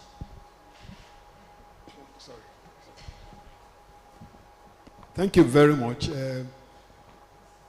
When Zainab was talking about giants, I was wondering whether she's not a giant. Well, she ended up showing that she's a giant. And I have similar occurrences with her. I can't really remember the number of times I was sacked and reinstated. And in the words of Professor Pate, repositioned. What this leads us to really is that all the threats enunciated by Professor Pate, all the problems that we all know about, all the lack of legal provision, etc., are actually external. We need to help ourselves. We need to introspect. Is there a way that we do what we lawyers call contributory negligence? What does it mean? It means the role you play in your own dilemma how do you yourself help people to undermine you? If we can stop undermining ourselves, stop creating opportunities for people to be able to take advantage of us, they may still be able to, but it will reduce drastically. And as we progress, we begin to see what it takes to be a proper journalist. You see, journalism, I'm happy the president of NUJ is here. And the president of Nigerian Guild is not here. But I have a problem with the associations. And I keep saying it. And I want to be practical. Is it possible for somebody who has headed the Nigerian Bar Association as president to leave that office and go to a state and be looking for how he can be a commissioner? It's not possible. You cannot expect the president of the Nigerian Bar Association to go and be commissioner for justice somewhere. No. But in the media, all our leaders, they end up being commissioners in the states. You don't see them ending up as ministers. They go below and have held important positions like president. People should be afraid of you. If the president of the Nigerian Guild of Editors wants to see a governor, he will be told to go and see the commissioner for information. But if the governor hears that the president of the Nigerian Bar or the president of the Nigerian Medical Association is coming to your state, it's going to be a state banquet. Now, what does it mean? It means that we have not also buffered up ourselves for what we really can be. First, journalists are not properly trained. Not because we don't have enough of Professor Pate, but because of so many things. As a lecturer, I have had cause to ask my students, why are you reading mass communication? If I ask 5 people, 4 will tell you something like this. And my uncle said that is what I should read. In fact, I didn't want to read that, but when they didn't give me what I wanted to read, then they gave me this one. I mean, you can see how the person entered the profession. That's number one. Number two, you enter from day one till you get to Director General. You may never be trained on anything in the media. There will be no manpower development scheme. I will not bother about it. Number three, there is some funny ambition that is related to the status that one has. You see, what Zainab told us, if it was a medical, or let's start it like this, a proprietor who has plenty of money decides to set up 3 different industries. One of them will be media. The other one will be hospital. All right? Let's just take those 2. Now ask yourself this question. Why is it that that proprietor cannot tell the medical doctor what to do, but he can tell the editor what to do? Why is it so? Because every medical person will tell you that what Zainab did is what I am going to do, because that's what we were taught. But when it's media, the moment she was redeployed, the next person will say, what exactly do you want me to be doing? And then he will start to do it. So there is nothing that shows any systematic body of knowledge in media practice. And I think that's a major problem. We must be careful about what we do. I went to the National Assembly to deliver a lecture once. And as soon as I entered there, the assemblymen, the legislators were giggling and cracking jokes. Oh, we have got this man today. We are going to force him to talk. And what was it they were going to force me? They were asking me that, what exactly do I think about brown envelope? All right? So I took, well, I'm an adversarial journalist. So I said, okay, these people think they want to attack me. I will attack them first. And I asked them, I said, you see, the thing is this. What I know about brown envelope is that media people really annoy me. They upset me. They make me sad. They were quiet. I said, do you know why? They said, no. I said, the media people will be accepting envelope. You people will be accepting Ghana must go bag. You see the difference? What's in an envelope? Very little. What's in Ghana must go? Heaps of naira.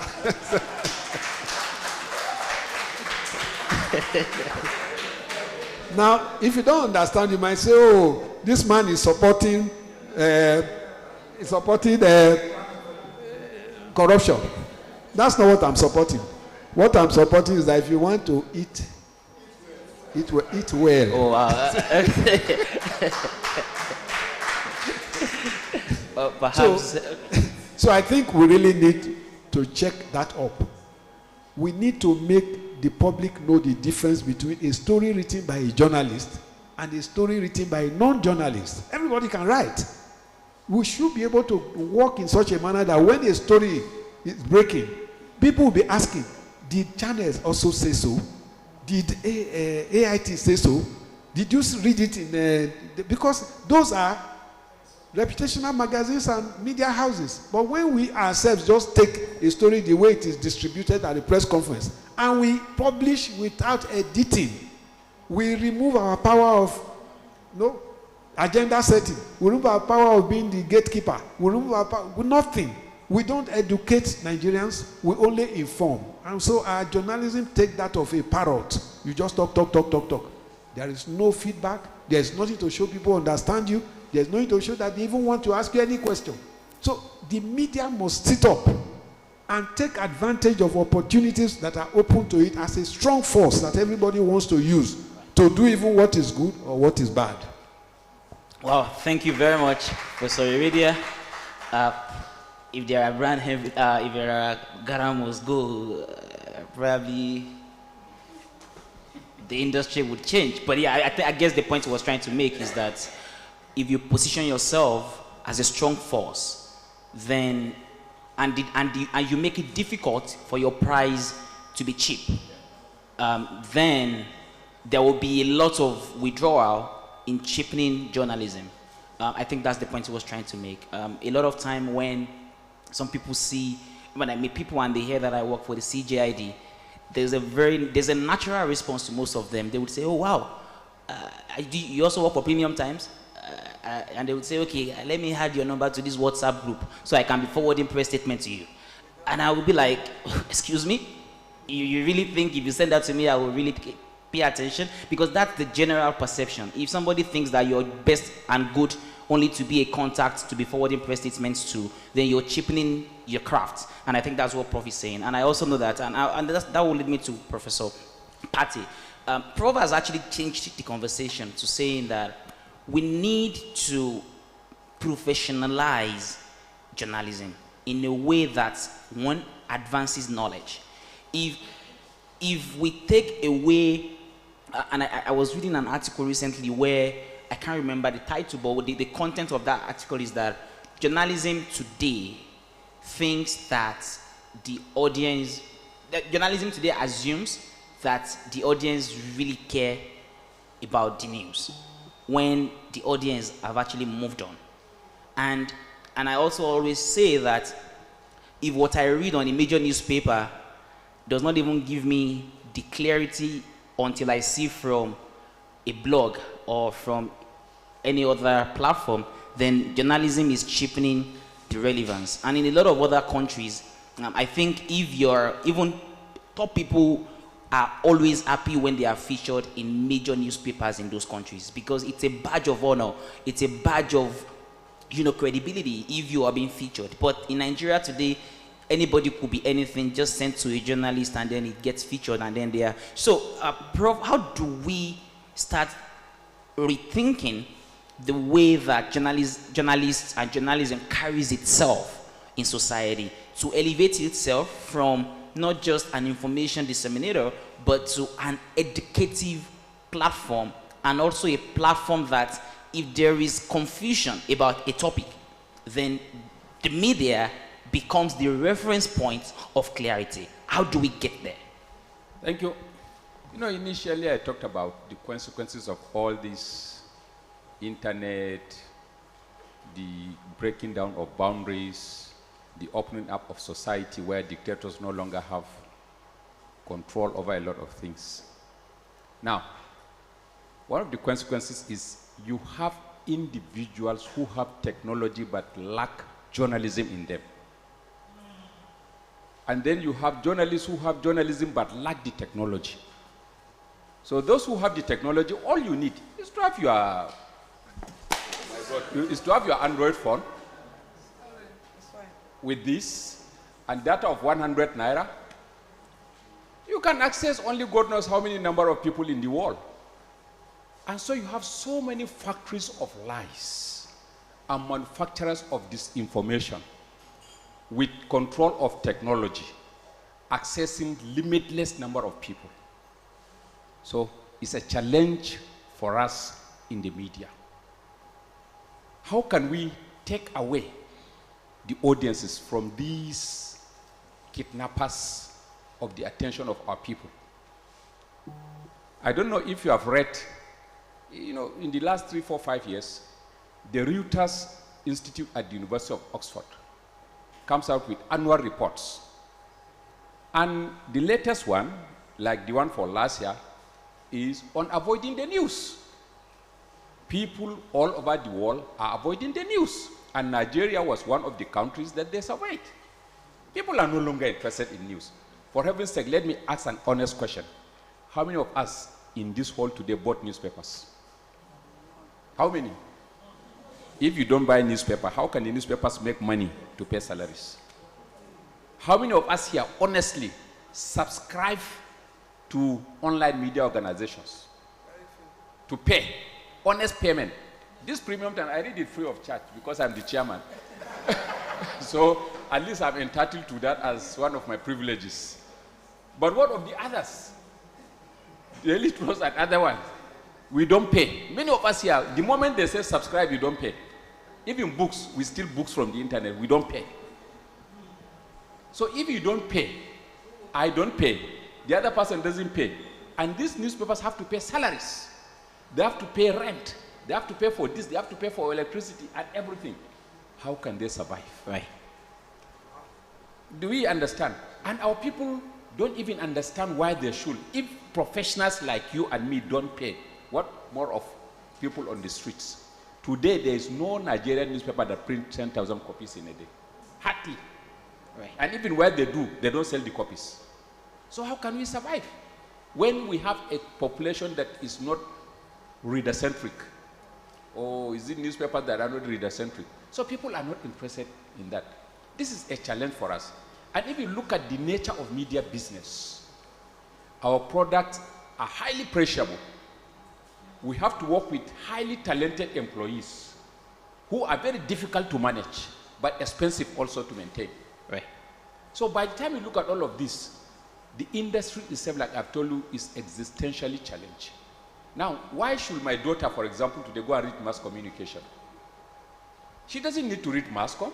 All she needs after graduating from any discipline, I will give her a very beautiful Android phone. Then tell her if you see anything happening that is strange, snap it, get a blog, put it there, sensationalize using your own language, and people will follow you. And then Google will give you money. So why do you need to go and read any mass comm again? Why do you need to be trained on 5Ws and H? And people have become so lazy, they don't no longer read long essays. If you write a very long analysis, nobody reads, not even the politicians or the policymakers. You write an editorial, very beautiful editorial, only me and maybe Professor Tony Redia will read. Thank you, Prof. So you see, all these things are challenging our business. So the only thing is for us to ensure that there's trust in what we do. We should be a different setup so that we give people trust. At least let them maintain that confidence that if I go to premium time, I'll get the trust. 2, we have to pay attention to local issues. Local media must survive so that people can see connection between their lives and what is happening in their immediate environment. Then they could see your relevance and a lot more. I don't have the time to go. Well, thank you very much, Prof, for helping us to remember that local media should come up and be revitalized. So I will go to Madam Zainab, and I would open up this for questions just shortly after Madam Zainab. So if you have questions, please start thinking about it, and I will leave this stage in a few minutes. Madam Zainab, Professor Patti said if any of his daughter, were to graduate, he will get an Android phone, and I mean, and I he's painting a very interesting picture about the fact that the most important currency that everybody fights for today is attention, and those who sensationalize get it more than journalists who do ad-eating work. So it means there is now a fight for influence in the public. So journalism has lost majority of its audience. It doesn't even have the technology to get on it. And now we have the rise of social media influencers, citizen journalists, that has also taken away, you know, the opportunity to influence even more. In a few words, how do you think practically we can reposition journalism to take back its audience, or to have new audience?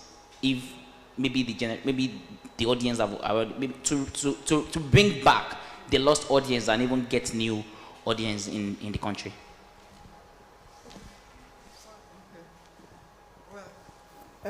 Prof is right in a way, because it also happened to me. A few years ago, my daughter wanted to go and study mass communication. I told her not to bother. I told her, study whatever you want to study, and if you still want to be a journalist, just take it to NIJ, and then you spend 6 months. Then she went ahead to study law. Even that law she's not practicing. She's an activist in a way. She prefers the CSOs and others. So the reason is because those of us that have been in the newsroom all our lives, we have seen a lot. We put in so much and get so little. And we have seen so many of our colleagues that have been pauperized. This job has pauperized them. They put in so much in their lives and only for them to get nothing. But that does not mean that there's no leeway. There are still many ways that we can. People are still making a fortune out of this job. And we can do so. And I can see even this effort we are making, advocacy, they bring in something for us. So we shouldn't get to a stage where we'll be so discouraged that nobody will want to study apology to those in the academia. Nobody will want to study this course again. But we can still build trust. Right. We can build trust. We can deepen investigative work. We can make our storytelling so compulsive that people want to read. And Prof also mentioned, I think the problem is that our stories are not connecting with our immediate environment. If I see anything today, as bad as it is, if I see anything about my village, I'll read it. I will read it. Because this is talking about me in a way. So, but all of us are doing our stories from Abuja, Lagos, Senate President. What the rural people out there, they don't care about the Senate President. They don't even know. And they don't care because it doesn't, whatever the Senate President does not put food on their table. Right. So, but we also need to be more professional. This fact-checking, misinformation, disinformation, fake news, it's also, they are destroying journalism.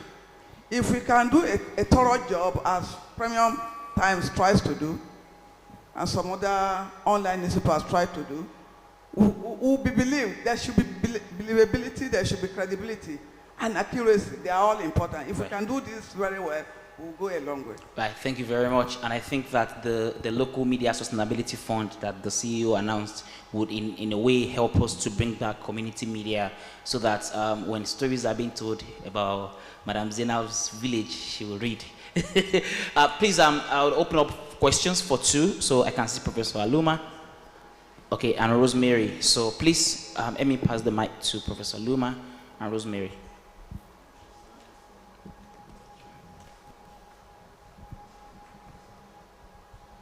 Thank you. I'm Victor Ayedu Aluma. The state of the media and what, if we can look into the future, what's going to happen, what should we be doing? I listened to a podcast some years back. The title, if I remember correctly, was the Gutenberg parenthesis.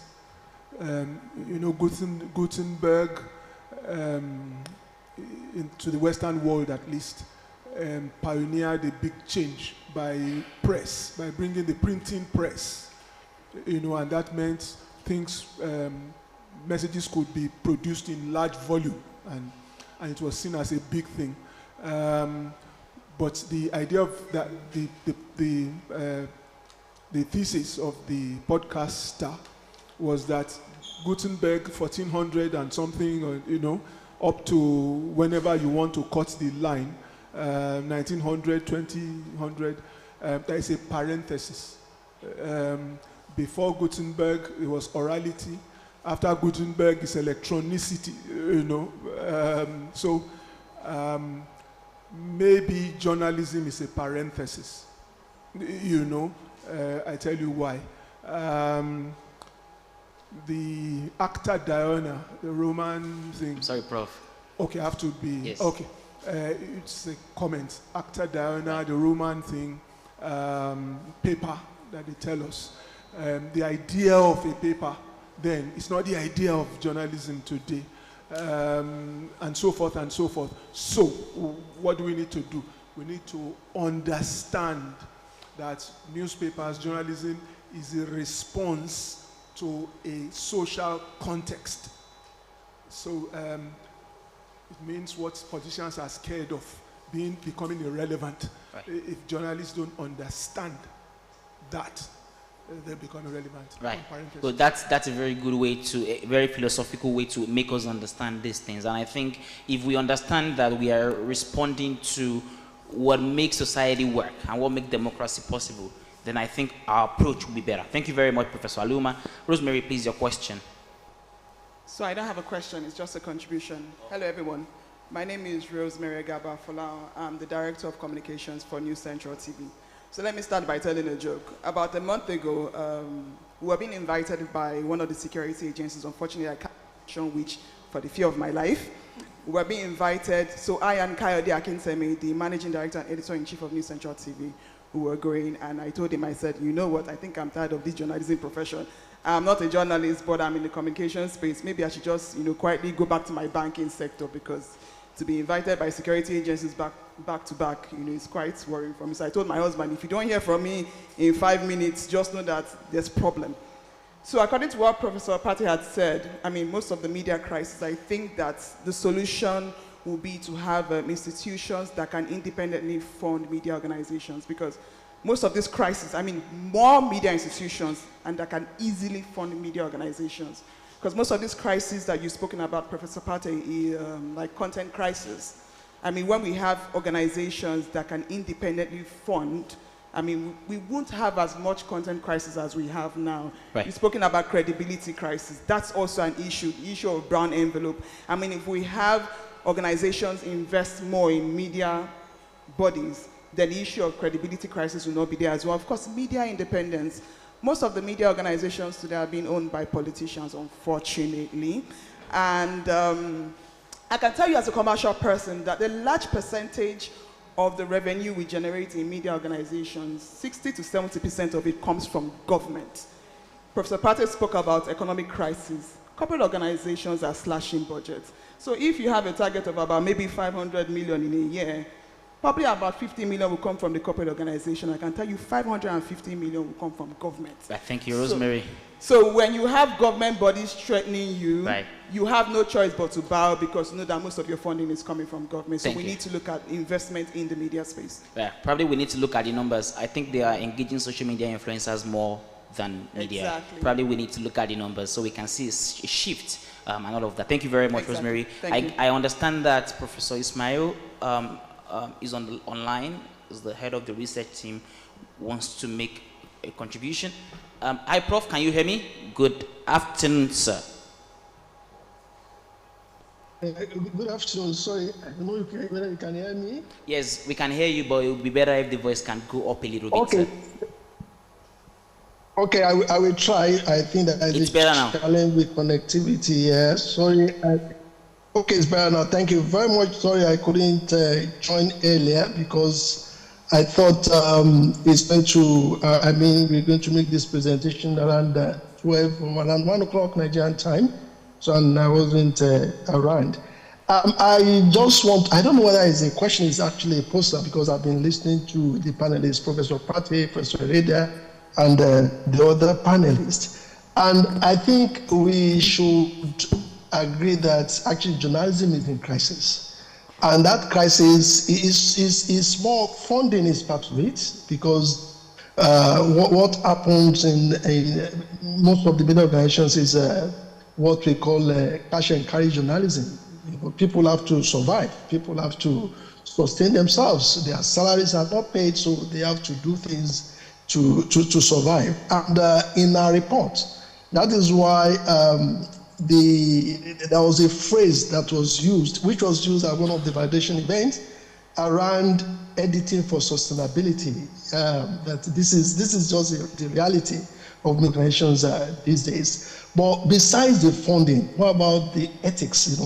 Journalists actually adhering to global ethics, global standards, global principles of journalism. And what we have now, that was why in my own previous research, I actually call it casino journalism, which is journalism that is devoid of ethics.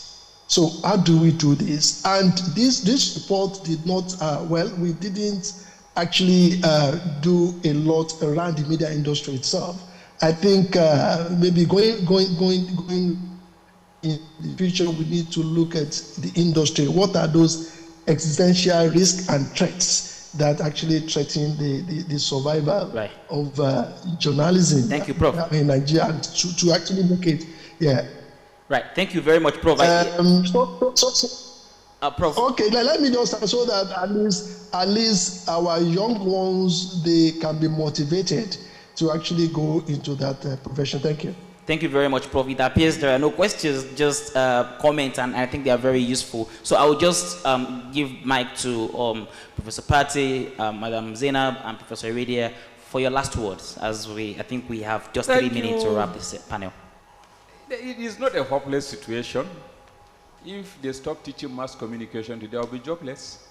So it's my duty to ensure that it remains a course.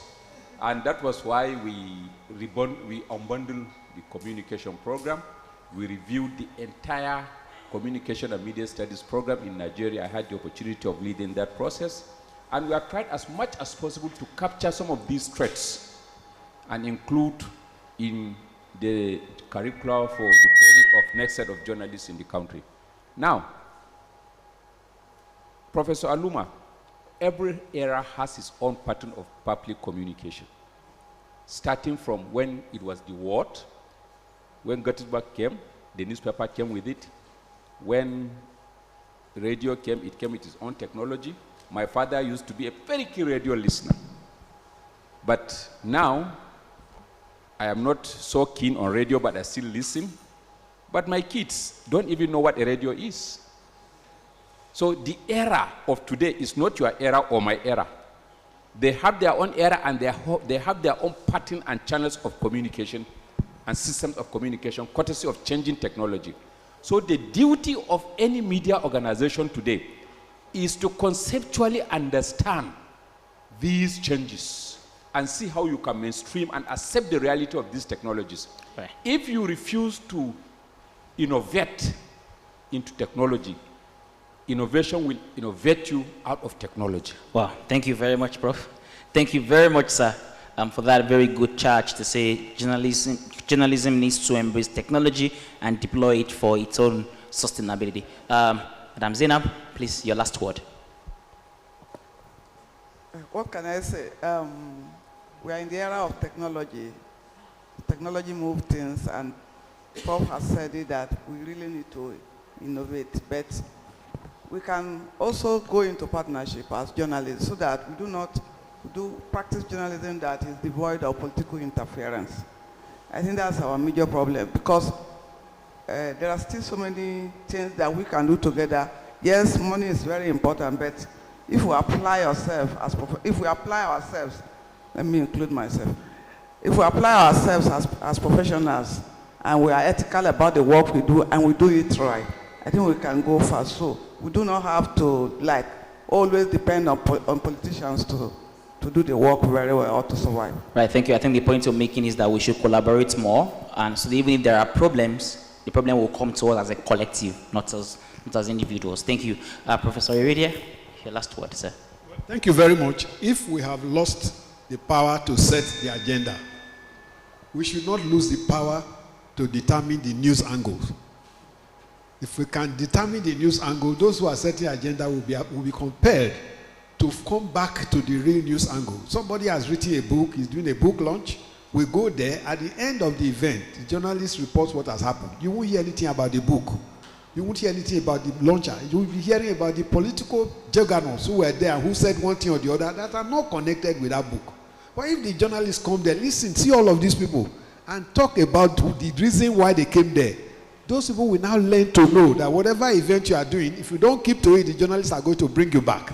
Today, we have campaigns all over the place. It's not yet time for campaign. Why are journalists helping people to publicize campaigns? Why are we not asking politicians, why are you campaigning now? Right. You have legislators. The Constitution says the Senate should appoint its own leader. It's an internal matter.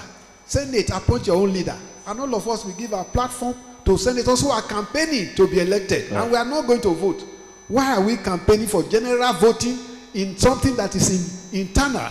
Right. Just senators to elect their own leader. So why can't we bring them back to what the law says? And then we can do a better work. Oh, no, thank you very much. I think what you're saying is that, and I think Professor Pate also said that we need to help ourselves. We need to bring back the level of influence that we have. And even if the ecosystem takes away the power of agenda setting, we should set the news angle so that we can set the news angle can set the agenda for public discourse. Ladies and gentlemen, it's been a very good pleasure to host the giants for this panel. I think we spent like 5 minutes extra. I apologize for that. Thank you very much. And I will hand over the mic to the host. Thank you.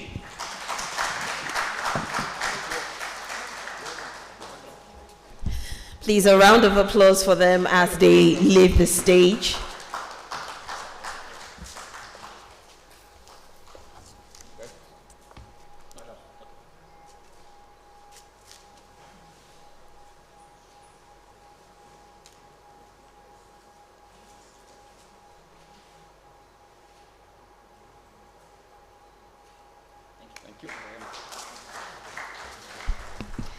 Thank you for that very wonderful, wonderful session. Well, a few things I picked. Funding is a big issue. Technology needs to be embraced. And I think something I will add to that is that we also need to understand that the behavior of our audience, viewers, listeners, readers, keep changing. If you notice, even on social media, the algorithm keeps adjusting because the behavior of the audience is very dynamic. And I think journalism also needs to, grapple with that. Before we go to our next session, which is our second panel discussion, please, I would like to acknowledge the presence of Honorable Kayode Oladele, the acting chairman of the Federal Character Commission, FCC. If he's here, please, can he stand up and just wave to the House? Thank you very much, sir. Thank you very much. Okay, so for our second panel discussion, we're going to be looking at the topic, reflecting on the findings, what next? Remember that we're here because we're launching the CJID Openness Index Report. So we want to look at the findings and what next. And our panelists for this session, ladies and gentlemen, please help me welcome our first panelist, Professor of Journalism, Department of Communication Studies, University of Northern Iowa, USA, Professor Chris Ogbonda. Please put your hands together for him as he comes to the stage. Thank you, sir. Also, our next panelist is the Director of Information, Imo State Liaison Office, Abuja. Ladies and gentlemen, put your hands together for Ms. Njideka as she comes up to the stage.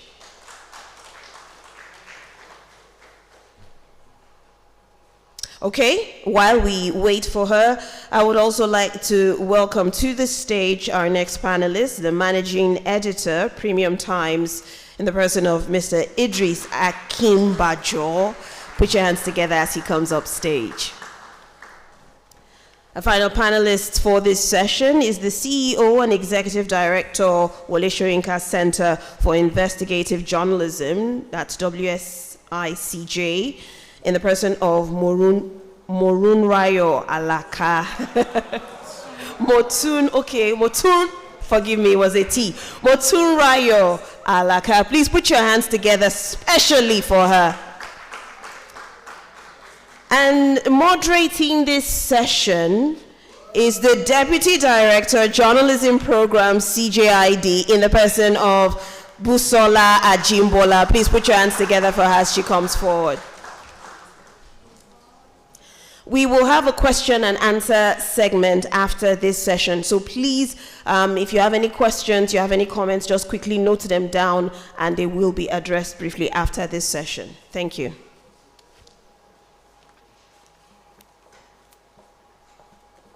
Good afternoon, everyone. Are you bored already?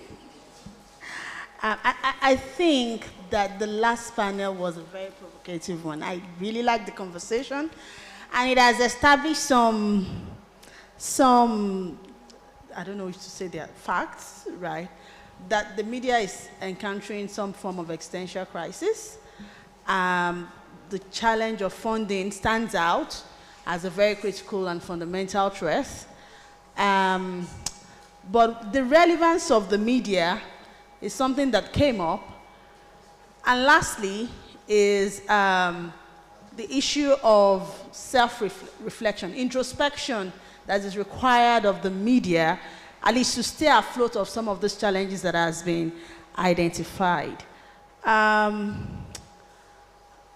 Is it fortunately now or unfortunately? All of those things that came up on that panel were part of the findings that stood out in the course of our research and the establishment of this index. We have factors like journalistic principles, which is very interesting because here the media seems to be ranking itself very highly. You know, we have the challenge of the violent treatment of journalists, but then we have the economic factors. And what we see here, in fact, when we look at economic factors, is that from the fourth state, which is Ekiti, so we have the top 4 states, Cross River, Ondo, Delta, Katsina. All other states after that scored 36% downwards. So establishing or corroborating the challenge of media economy. So I think that's where we need to start from. Now that we have this finding, we now got 3 giants who established it, even though their conversation was not directly linked to the outcome of the research. What's next? And I will start with you, Idris, because I think you are sitting at the end of a newsroom, directly confronted with the challenge of existence. Are you in a panic mode already? Oh, well, not really. First, I would like to thank the CJID for putting this report together. I mean, going through the report, it's unique. And I must commend the researchers for helping us understand the nuances in different states in terms of the factors that affect journalism, press freedom, and so on. But going back to what you said about concerns about the media, I'm not too worried. I'm not too worried because at every point in time, the media has always been challenged. And the media has always survived. And I'm not too worried because as much as the media needs resources, needs to work with technology to survive, the reality is that democracy also has an existential relationship with the media. So democracy also needs the media for it to survive. I mean, just look at what's happening in the US with the media. Even top media schools like Colombia are caving into dictatorship easily because of existential threats, money, essentially. Popular night programs that people were used to and thought were untouchable are caving in to the dictatorship emerging in the US. So the media is challenged globally. And of course, sustainability is key to this challenge. And if we do not discuss it, then what it will mean is that the respect for the media, the ability for the media to carry itself the way it should, will be increasingly difficult. I like when Professor Iredia was talking about how journalists carry themselves. And I mean, yeah, Senator, from virtually all the areas, and if learning from the knowledge somebody like him shares, and you see the reality, those of us who are younger journalists, sometimes we feel ashamed to relate with our peers who are journalists. Because the way we carry ourselves like the dregs of the society. And that's why the political class has no respect for us. Because those journalists are going to put them somewhere. That you just give them 5,000 or 10,000, they'll be okay. That's the disrespect they have for journalists. And several factors play different roles. I mean, trainings, capacity development, technology. But sustainability is at the heart of many of it. Journalists are not well paid. Journalists are not well remunerated. Many media organizations are finding it difficult to survive. But even the ones that are surviving comfortably are not actually treating their journalists well in Nigeria. So there is the issue of the media not making enough money to run its operations. There is also the issue of greed and corruption among media owners. Let's just take two examples. You see media owners claiming that the government is corrupt, right? They will then withdraw your own pension, 7.5%. They will not remit it. A criminal act. And they would have the courage to be saying this government, this commissioner is corrupt. I mean, but they don't even look at themselves to say, even me, how guilty am I? Some of them don't pay tax. Many media organizations cannot even provide health insurance for reporters who are moving around trying to source stories. So these are existential problems for the media. Some of them are peculiar to Nigeria. And for me, what I would say is that why I'm hopeful in Nigerian media is that the Nigerian media has survived a lot. Dictatorship, colonialism, and it will survive this current era, despite the challenges. But for younger journalists, we must redefine what kind of journalist we want to be. The reality is that if you want to do the he said, she said journalism, your job is not relevant. AI has taken over your job. If you don't know somebody is deceiving you, if all you will do is press conference journalism, I attend the press conference, the Minister of Information has said this, the Minister said this, and then the Deputy Minister said this, and the Commissioner said this. At least in our own newsroom at Premium Times, we won't hire you. Go and work for Anambra Tribune or Enugu Times or something. Because it's a waste of time. In an age where there are AI platforms that will write news for you, in an age where even spokespersons of agencies write the news themselves and just share it with you, you virtually have nothing to add. Why then would any newsroom employ you to go and be doing he said, she said, or event journalism? So we as individual journalists must first and foremost develop our own capacity. We did, at Premium Times, we did recruitment not too long ago. We were trying to hire a few editors and reporters. Got hundreds of applications, some 25 years experience, some 5 years experience. None was good enough to join Premium Times. Some we know, some, and say, editor, but you know me now, I've worked in this place for 10 years. We are sorry. The people that reviewed everybody's performance show that you don't meet the standards that we expect. We must, as individual journalists, develop our own capacity. And that's why organizations like CJID must continue to help journalists develop their capacity. But not just national journalists, because part of what this report shows us is that there are peculiarities in different states. What we see, what we have seen, what I have seen as an editor of a newsroom is that the best journalists in Nigeria are either in Lagos or Abuja. So if you want the best stories told about Zamfara, you will find it from journalists who travel from Lagos or Abuja to Zamfara. If you want the best stories told about Enugu, you have to find it from journalists who travel from Lagos or Abuja to Enugu. If you want the best stories told about Osogbo, you have to look for it from journalists who travel from Lagos or Abuja to Osogbo. What it means is that many journalists who operate in states either don't have the capacity to do good stories, or don't have the willingness to do good stories, or don't have the resources to do good stories. And so we must be concerned about what is happening in states. Look at the perception index that we've seen. One of the things that struck me when I first saw the report was Cross River being at the top of it. And my mind was, how come? Agbaja Lingo's travails were well documented. But then I looked at the research and I saw that apart from perception, which is general, you don't have a perception over just 1 year. The other one about incidences was over 1 year, right? December 20. So that perhaps explains why, maybe what has changed, because part of what we look at when we look at data journalism that we all do is check trends. So if I were a reporter and I'm giving this to my reporter, now what I'll tell you is, what are the story ideas you can pick from it? The first is, what has changed in Cross River, a state that was notorious for assaulting and harassing journalists? What has changed here that has now made it so highly ranked and more open to inclusive governance?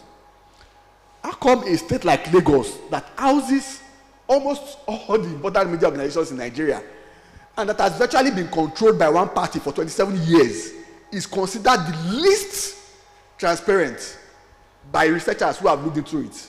What are the factors? What is contributing to it? Is it a policy by those who have governed that state for those years, or is it that they are overlooking? Those are angles reporters have to look at. And I would appeal to the CJID, you must decentralize the outcome of this research. Perhaps work with the NUJ at the various local levels. In each state, in Imo, these are our findings. You are the reporters working in Imo. What is happening? What stories can you do to tell us that, to tell the situation of what's happening? In Akwa Ibom, go there. In Adamawa, meet with the local journalists, so that it doesn't appear as if it's the Premium Times in Abuja and Lagos or the ICIR in Abuja that is always telling these stories. Thank you.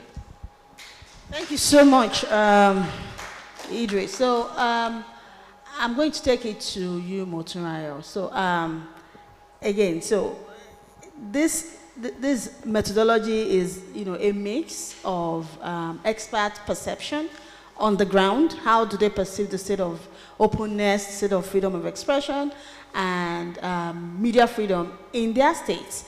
But that methodology is merged with real live incident tracking. And I know that WSCIG has done some very incredible work around also tracking the state of media freedom, across the country. And I want us to, put what we have today beside what, your own work has exposed over the year. How would you describe not just the state of the media? So let's take a holistic look at the state of the media, the civic space itself, and I want to background it on some of the things that I'm thinking when we're analyzing this research. The fact that certain states are ranking high could mean two things. Either, the perception of the experts reflect the true state of things, or there's some form of alliance or compliance, going on in that state, where perhaps the media has already entered into some state of self-censorship, or or is just in bed with the ruling class, where what you then see is a merger of elites, and then the media becomes a tool in amplifying that. So again, that is just an opinion, but I want you now to bring what you have observed, and then use it in also speaking to these findings. Thank you, Busala. So good afternoon, everyone. It's great to be here, and I would like to start by saying congratulations to CJID for this report. It's an important piece of work, and we all should talk about it, and we all should follow up on it. So I am here in three capacities. Once is, you will notice that I joined the CJID. I was called to join the picture, so I am a family. I'm a family member, a bona fide family member. Thank you, Prof. From you, I'll take that. Prof called me matron. So I'm a bona fide family member. The second is that we are the Wale Soyinka Center for Investigative Journalism and the CJID. We are collaborating on a project called Leveraging the Power of the Media to Fortify the Civic Space and Tackle Misinformation. And this project is supported by the Netherlands Embassy. And so this is a collaborative effort, all going towards ensuring that we have a safer civic space. So this work, we consider it also as hard work, as work that we're doing together because we all believe this is important to do. And of course, the third is that I'm here as a panelist. So now, to the panelist question. I'll start. So we are the report that we have titled Civic Space, Journalism and Civic Space Status Report. And the first that we published was in 2022. And it is it's a media monitoring report. So we're looking at society through media reports. And it is also disaggregated by states as one of the indices. And we had gone back 10 years because we thought it was not going to be okay to just start and say we are assessing the civic space when we're not looking back as to, let's create some background. Let's provide some background to, you know, what has happened in that space. So in 2022, we published the first report, and we titled it Hushed Voices. Hushed Voices, which was really generally talking about the fact that, you know, people can speak in Nigeria.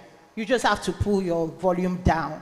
You just have to quietly say it, because if you say it too loudly, you might get in trouble, which is generally explaining the censorship that is happening, a lot of self-censorship. A lot of people just, in the terms of the streets, giving themselves brain. Like, you better don't talk about that. You better don't go that way. And that is dangerous, absolutely dangerous. And then the second year, we did not want to go with Hushed Voices, but we were forced back to it because it was an election year. The 2023 reports we published, it was an election year, and we found that the voices were also seriously hushed. So we also called it Hushed Voices in an election year, and it was still, you know, a status report on looking at the civic space in Nigeria and journalism. And there's so many similarities between the reports, and there are differences. And for me, from where I see it, I see that they are complementary. Because we do need to look at journalism through the prism of society, as much as we're looking at society through the prism of journalism. It is important because our journalism is affected by the society that we are in, and the society that we are in is ultimately also affected by the kind of journalism that we choose to do. And so we must look at that influence. I think the first point would be that to really emphasize that looking at states is critical. The focus of this report on states is critical. I think for the past 10 more years, I think really like 15 years, we've been talking a lot about the fact that journalism in Nigeria is surface. And we're all talking about the national, the president, the senator. And when you look at the landscape of journalism in Nigeria, the heavyweight media organizations are covering the national issues. And so the local is neglected. In 2021, I had the privilege of designing the Collaborative Media Engagement for Development, Inclusivity, and Accountability, which is a project that gave funding to 26 organizations supporting local reporting. And what we found, what we knew before we started, was that the governors are getting away with murder. And very little is being said about it. And until we fix that, we can't fix the country. Except there is a foundation. We can't talk about nice furniture and very nice roofing and the rest of it. So what I say, and I had the privilege of also creating a broad model called Rush Report Until Something Happens, which is also focused on local journalism. And it is saying that the Rush model is emphasizing that if democracy is supposed to be local, if development is local, then the journalism that will change society must be local. Local not just geographically, but also local in terms of interest focus. and, you know, accountability mechanisms. It is critical that we look at that, and that is why this report is critical. And it is important because the report will continue to grow year on year. This is just the first report. What happens is that you go back to the table and you say, okay, we could have covered this part better. This part, we need to enhance it. Now we need to really amplify this part. So this is a start, and it is great that we're looking at the state. We need to put some fire on those who are in charge of state, because this is a federal government. There's a lot of power in the state. And to couple that with what Busala just said, and we're having that conversation before now, about the state of the media in the states. The ecosystem, the landscape of the Nigerian media at the state level is that you do not even have the plurality that you have at the national level. Call it plurality that is caused by ownership, political ownership. But at least by the time you put the puzzle of what Vanguard said, and this they said, and the Guardian said, and Punch said, and you know, by the time you put the puzzle together, you get a big picture of what is happening in Nigeria based on everybody's special alliances. That thing does not exist at the state level. And part of what this report shows, what Idris just mentioned, confirms that. The fact that a South-South state is looking good does not mean everything is looking good in that state. I've been to training in Enugu, in Southeast states, in South-South states, and I just see that the journalism is different. You are debating brown envelope here. They are saying, Oga, where's the kwa? We did not come for nothing.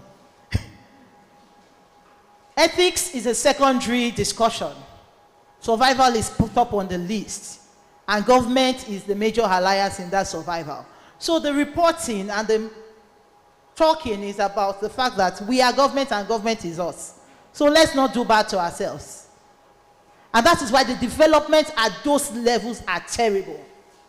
The craters on the roads between Enugu and Port Harcourt, if you have traveled that road, terrible. So the journalism is showing that it is bad, because the development is bad. So it also takes me to, when I was reading the report, I recalled, I think it was 2005, Professor Umar Pate was giving a presentation about the relationship between security and the spread of the media in Nigeria. And he had pointed out to the fact that the news deserts were the places with the highest, indices of insecurity.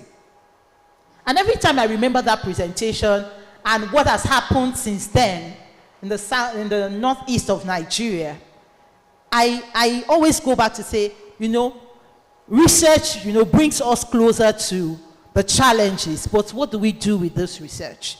How do we actually ensure that we use what the research says? Because, from those kind of researches, we could already see ahead that there was fire on the mountain in the northeast of Nigeria.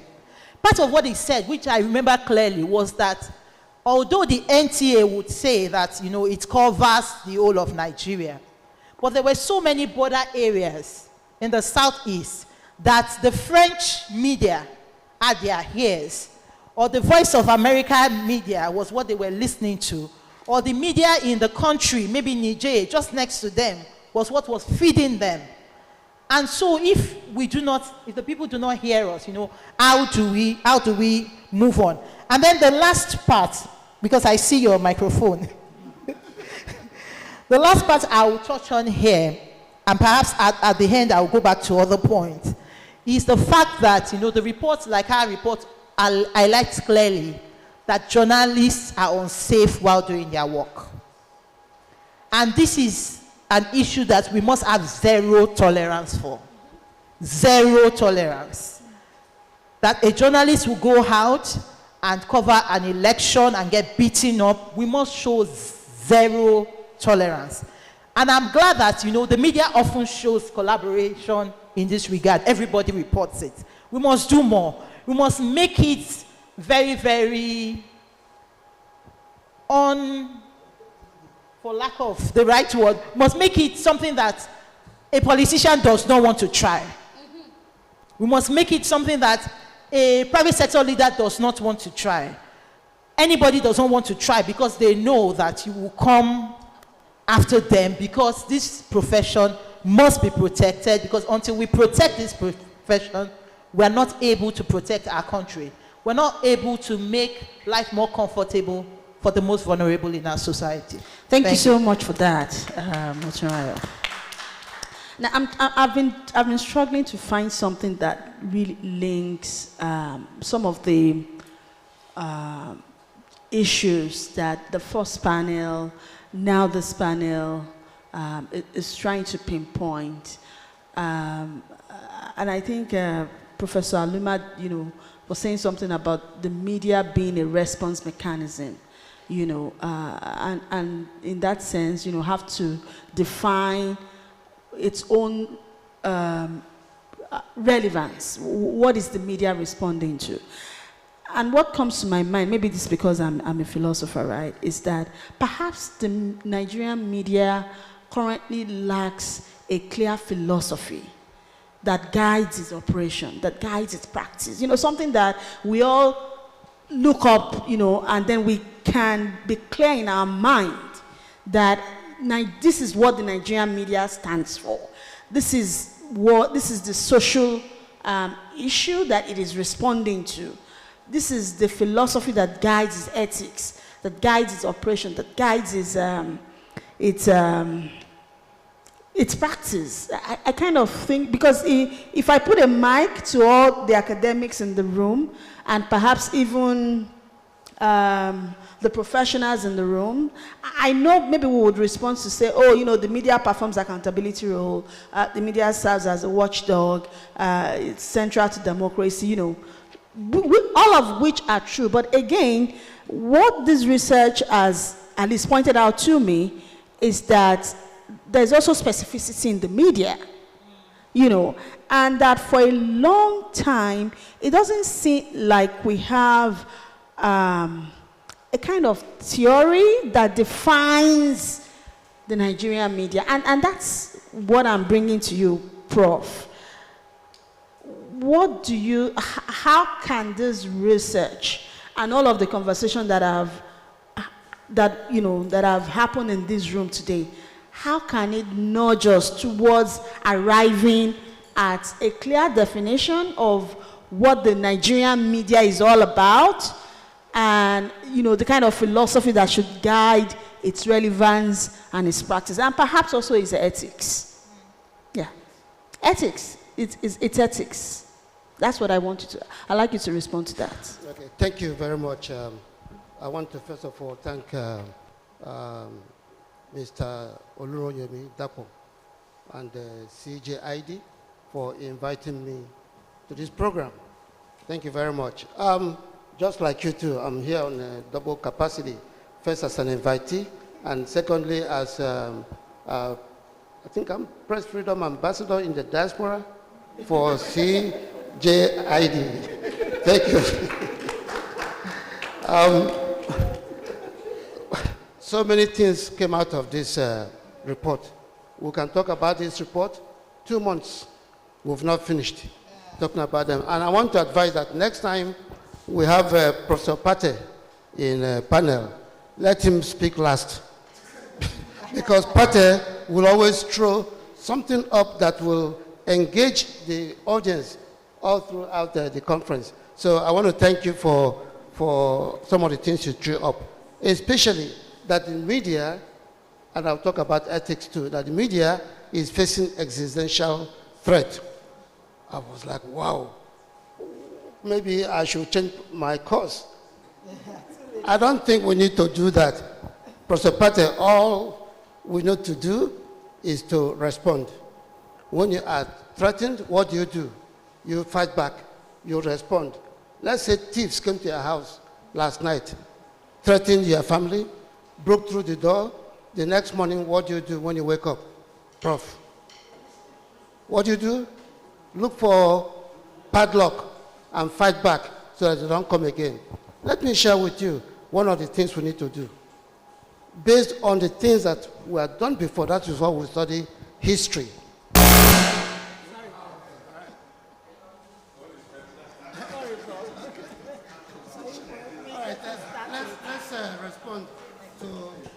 let's respond to these threats.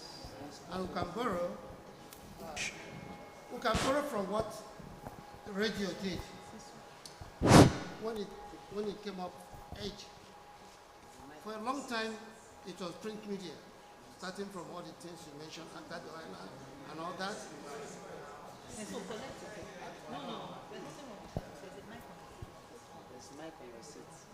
Right here? Yes. Okay, thank you. You see that? Thank you, yeah. All right. Sorry. Now, for a long time it was print media, centuries. Then boom, radio came up. And then suddenly, after radio came up, it was television. I'm trying to say how we can respond to this. Then television came up with this glamour and motion pictures. Every person really wanted to be on TV.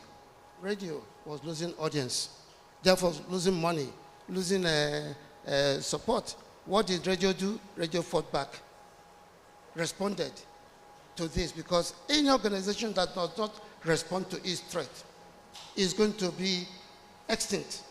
So there should be this kind of Darwinian thing in the media where the survival of the fittest will be very important for us. So what did radio do when it was losing audiences? It did two things. One, it transistorized, making small radio, making radio that will use battery. Before then, you have to plug your radio to electricity to hear it. And radio say, whoa, what do we do? Let's respond. They consulted engineers.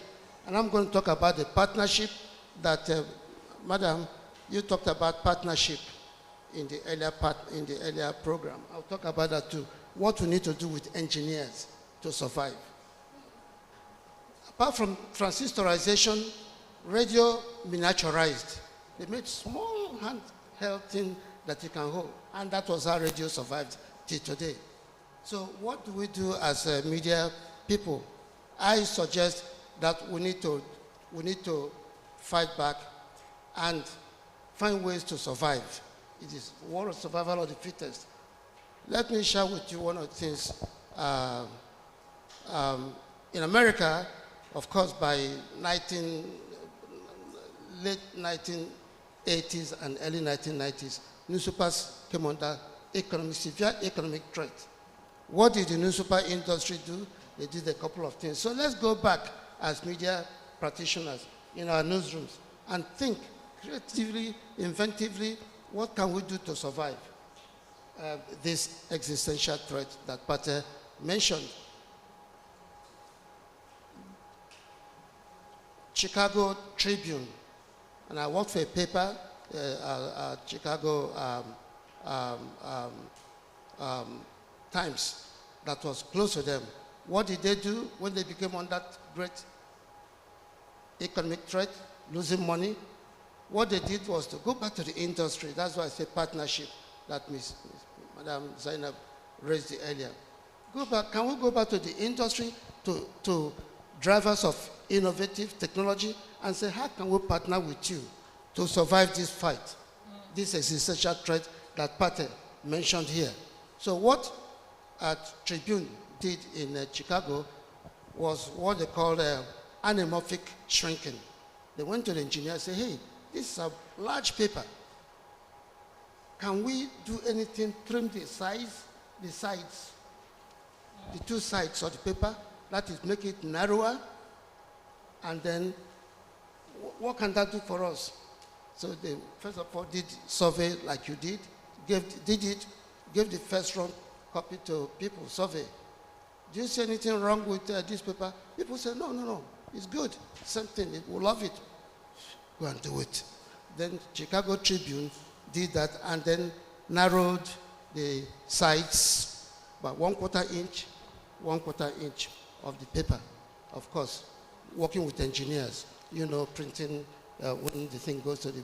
So they had to get the technology to enable to carry the thing from the old offset lithography method of printing papers.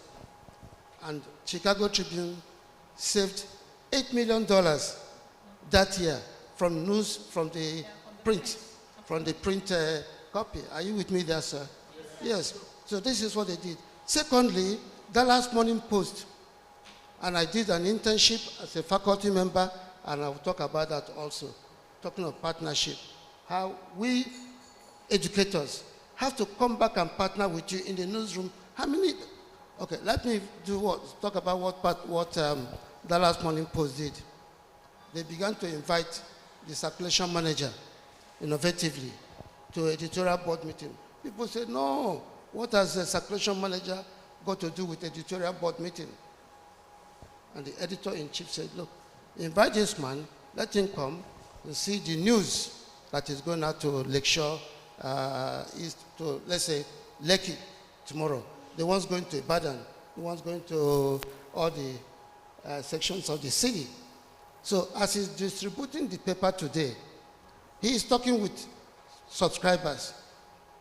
Expect tomorrow to see news. Again, we talked of local news, and up for that, localize. And then people were saying, whoa, my paper. So they look forward to reading the paper tomorrow, because tomorrow's paper is talking about, in the front page, story that concerns the neighborhood. And so these were a couple of things that papers did to survive economic threat of the late 1990s and early 2000s in the US. So we need to innovate, we need to create, we need to find ways of survival. Secondly, and so many things we can talk about this report for 2 months, as I said earlier. Let's engage in partnership with educators. And educators also need to partner with journalism. Luckily, we have educators here, vice chancellors are here. How many professors are willing to go back to the industry to work? We have people who are, madam, teaching news writing, storytelling, but I've never seen the four walls of a newsroom before. And yet, I'm teaching, are you with me, dear sir? And then secondly, even those of us who have worked in the media before and now teaching journalism in the classrooms. It was about 15 years ago when we worked in the newsroom. What is the current practice in the newsroom today? We don't know yet. I'm teaching news writing. So I'm suggesting that part of that partnership that you talked about, that innovation I'm talking about, let's find a way to encourage lecturers to go back to the classroom. To go back to industry by way of internship and all that, to learn what current practices they can bring back to the classroom. That is how I got 4 fellowships of the American Press Institute 4 times. Every 4 years I won that, luckily for me, and I thank God for it. That took me to the newspaper 4 months in the summer. Wow. To work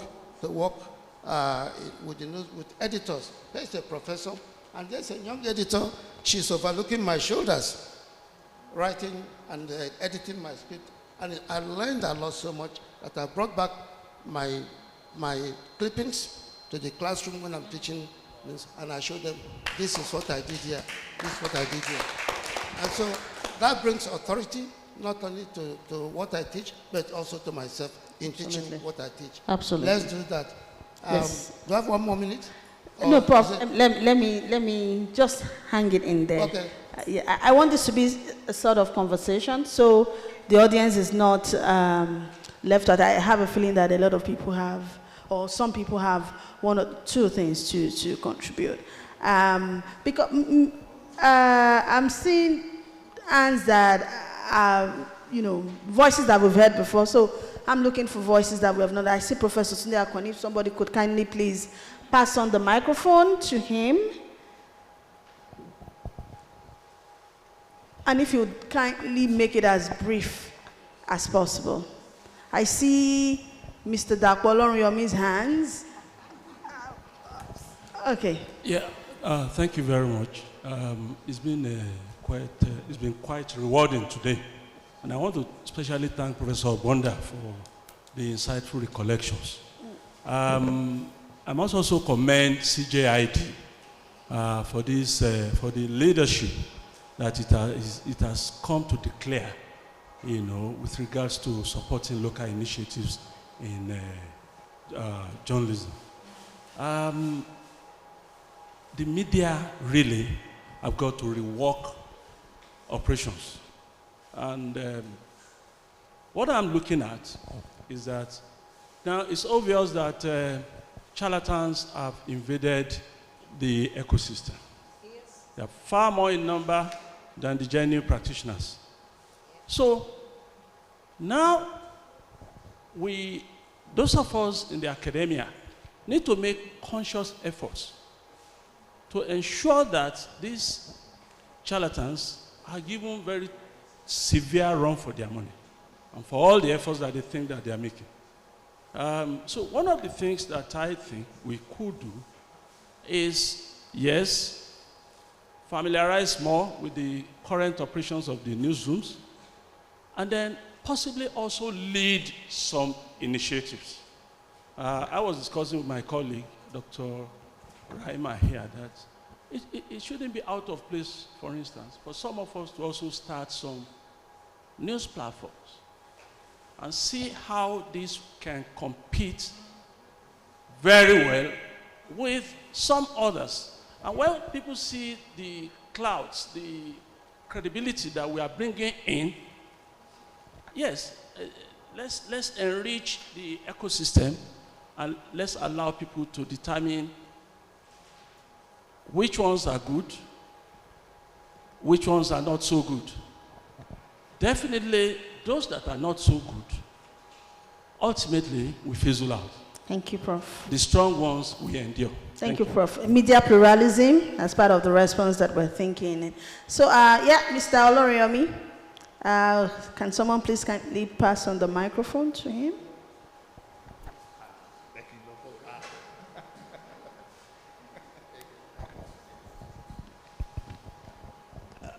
Thank you very much, Busola. I actually want to take the point from what Idris' brilliant point is making, but it's what appears to be inherently also dangerous. Because that the media is undergoing crisis today, but that it will survive it. I think that's a little bit deterministic. There's no evidence to suggest, or in fact to give confidence that it will survive it. What I think this point takes me, a point that I've been making lately, probably without sufficient confidence, but now that we have Professor Pate who has said it on the floor, I want to hide behind the professor to amplify the point again. Every era has a journalism, indeed has a culture that relates to a whole lot of practices that emerges. A lot of what is mass communication today evolved, developed, and gained its practice, its strength in an industrial age. Although things from a past age will continue to survive in a new age, but we have made significant transition to a digital age. Fundamentally, these are two different eras. The emergence of the internet and social media has created, in fact, overwhelming change, both in character.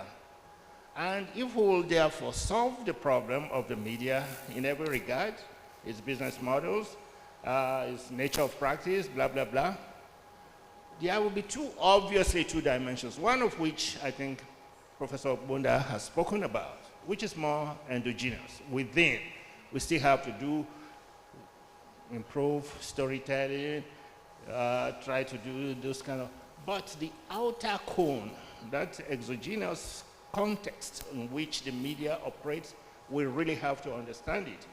History is our best lesson. He himself said it. And everything that is happening today in the media is deriving from that transition into a digital age. If we don't understand the whole logic and the practice that has emerged out of a digital age, will be using, old solutions to try to solve new problems.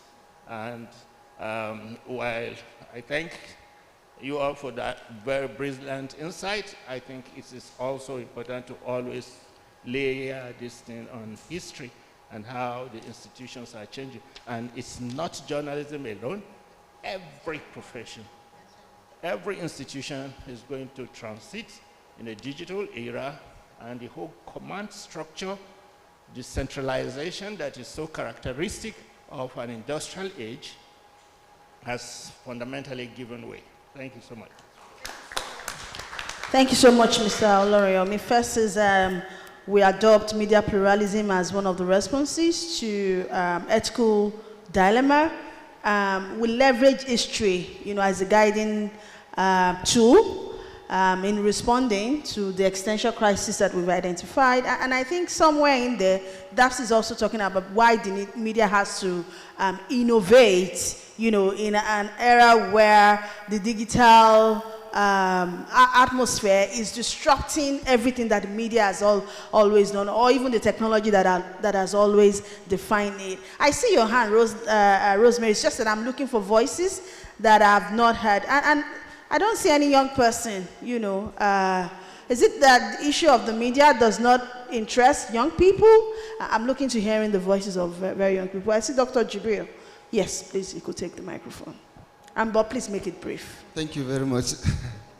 I actually wanted to highlight the other side of the coin, because when you talk about the gown and town relationship, it's not only mutual, but it's also a two-way relationship. Initially, Prof suggested people from the academia going into the industry. I am thinking of also bringing people from the industry to the academia. Yes. In my department, I started a lecture series. And what I intend doing is to invite people from the industry to come and talk to students. We had that, I think, last month. We invited people from the industry. And I think this is one of the things that we can do to also bring the industry experience to the classroom. So I think this is the part that I want to add. Thank you. Thank you so much, Dr. Jibril. Actually, one of the things that stood out while we were conducting this research is that continuous need for the for the town and the gown to, have conversation, in different rooms, in classrooms, on platforms, like this one.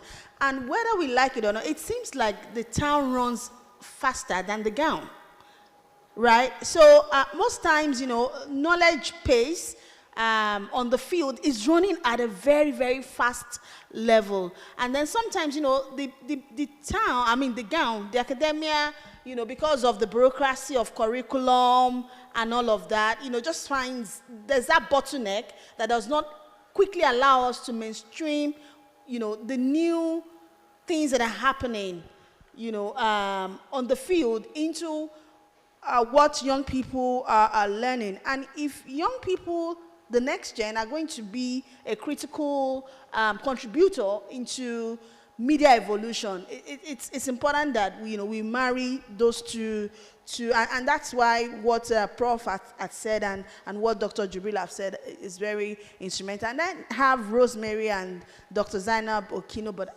apologies, I am not going to. This is, so I will take it back. Oh, Christiana. You can. I want to take it back to the panel. And there are action points, that we try to highlight, for most diverse stakeholders, the media, government officials, and then CSO. And now let's just speak to where we go from here. I want solutions, action points.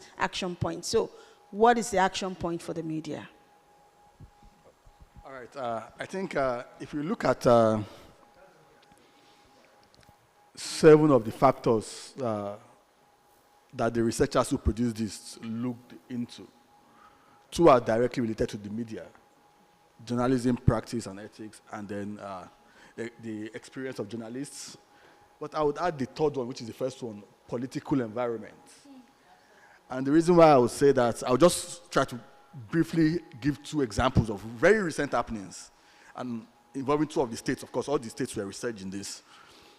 In the South states, to be specific, in Akwa Ibom, a reporter reporting for one of the biggest TV stations in this country. If I'm going to ask any of us to mention two TV stations we watch, it's definitely going to be one of the two. Was chased out of the government house of Akwa Ibom for doing his job, publishing a story with the video of the governor saying he plans to move with the government chased him out of the state house. Somehow the information got to us at Premium Times. We wanted to do the story. The media house, the TV station, was reluctant to make it a public issue. As of today's Thursday, as of last week, he was still chased out of the government house. The media organization, prominent TV station, has refused to let the public know that this is happening. And they continue to do broadcasts of happenings in that state because the state is a major financier of their organization. That is what journalists in states go through. In a northeast state, Borno State to be specific, the MacArthur Foundation supported two young journalists who were working for a local media to intern with Premium Times to understand investigative journalism. When they came and we taught them some of the processes, we gave them access.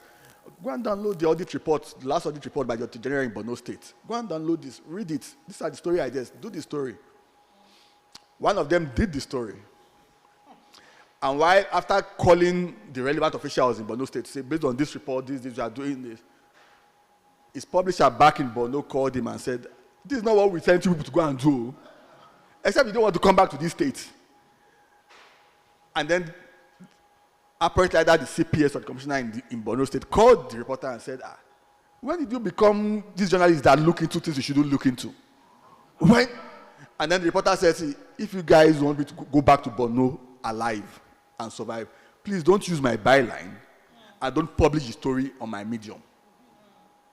That is what reporters who want to do the writing are facing in so many states at the local level.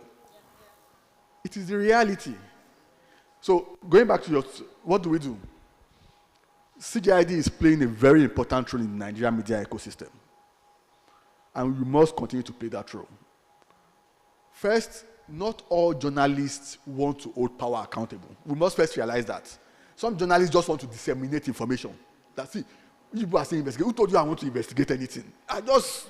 Let me just report and make more I eat and survive. You must understand those kind of journalists and not waste your time on them. Absolutely. You must then identify journalists in various states who are challenged because of these local peculiarities and see how you can support those local journalists. Resources, training, and sometimes they have to just move their location for them to be able to survive for a period and work with those journalists at those local levels. You can hold power accountable. That's one step. Another step that you need to do, okay, so sorry, I'll just round up this last one. Another thing you need to do is to then engage relevant public holders in the states.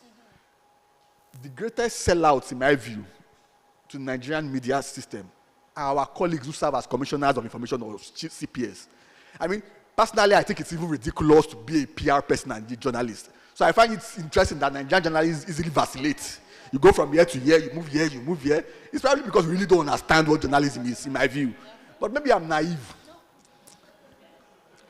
We need to engage those government appointees who are supposed to be journalists more and let them understand what is the reality of their colleagues are facing in their states, and hopefully they can intervene. Thank you so much, Idris. First, for helping us to establish that one of the things that would threaten local journalism in Nigeria is the operations of the government. in those states. So if we're going, if journalism, local journalism is tied to local development, then we really have to begin to rethink our approach to press freedom advocacy, because that's one of the flags that we're going to see constantly. And let's take it to advocacy.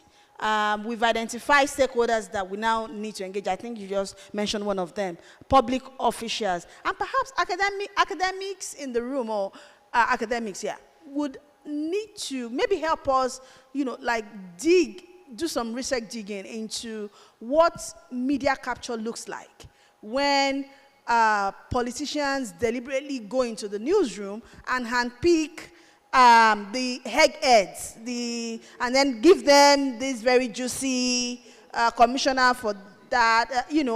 Is it a strategy, or is it just something that we're, maybe there's nothing there for us to be afraid of, or perhaps, it's something that we really should begin to approach. But yeah, Moturayo, who should we be engaging, and what should that engagement look like? What should it entail? Okay. So I'm going to start from where Idris ended, to say we need to go local. And in going local, we need to go together. We need to go also aware. The stories that Idris told, I can tell many like that through the project we did over 3 years supporting local journalists. As a matter of fact, a number of the journalists who did stories can no longer live in the states where they did the stories. You don't get to tell another story mostly when you do a big story and you live in the community where you are going to. So in going local, we must go aware, go ready to safeguard the journalists who are going to be telling the stories, because they are not safe. The governor is the lord of the manor in his state. And it's not like the federal government. It's a totally different ball game when you report an issue. A particular case, a journalist told me that the mother called him from the village and said, "What work exactly are you doing?" Because people are now asking me, the mother did not care about his job, because people are now asking me about my son and the thing that he's doing. So the mother who does not read news, who is not on any platform, who never cared, just said, okay, my son is working, is now interested because her life is now threatened. People are telling her, warn your son. Warn your son. And he has had to leave the state entirely. Eventually, he had to leave the country. So it can be that unsafe. So we must go together. We must go aware. We must go understanding that the capacity for holding the states accountable are not readily available at that local level. And that is why you are having Lagos, Abuja, journalists go there. And eventually we kind of repeat the helicopter reporting challenge that we speak to when we talk about international media organizations coming into our society to report, because you really don't get to understand the challenge. But how do you then balance that with the issue of safety of the person who is local? So we have to go away, we have to have strategies, because often we rush to the story without a strategy. In collaborating, we've had a number of stakeholders meeting. CJID was part of a number of that we held with security agencies. But I think we're also going about it in a way that is like, please, secure our country. Please help us to, not pick up journalists. We need to hold them accountable. They have a duty to ensure that journalists are safe. So we need to change the language of our engagement to saying, you really must do this.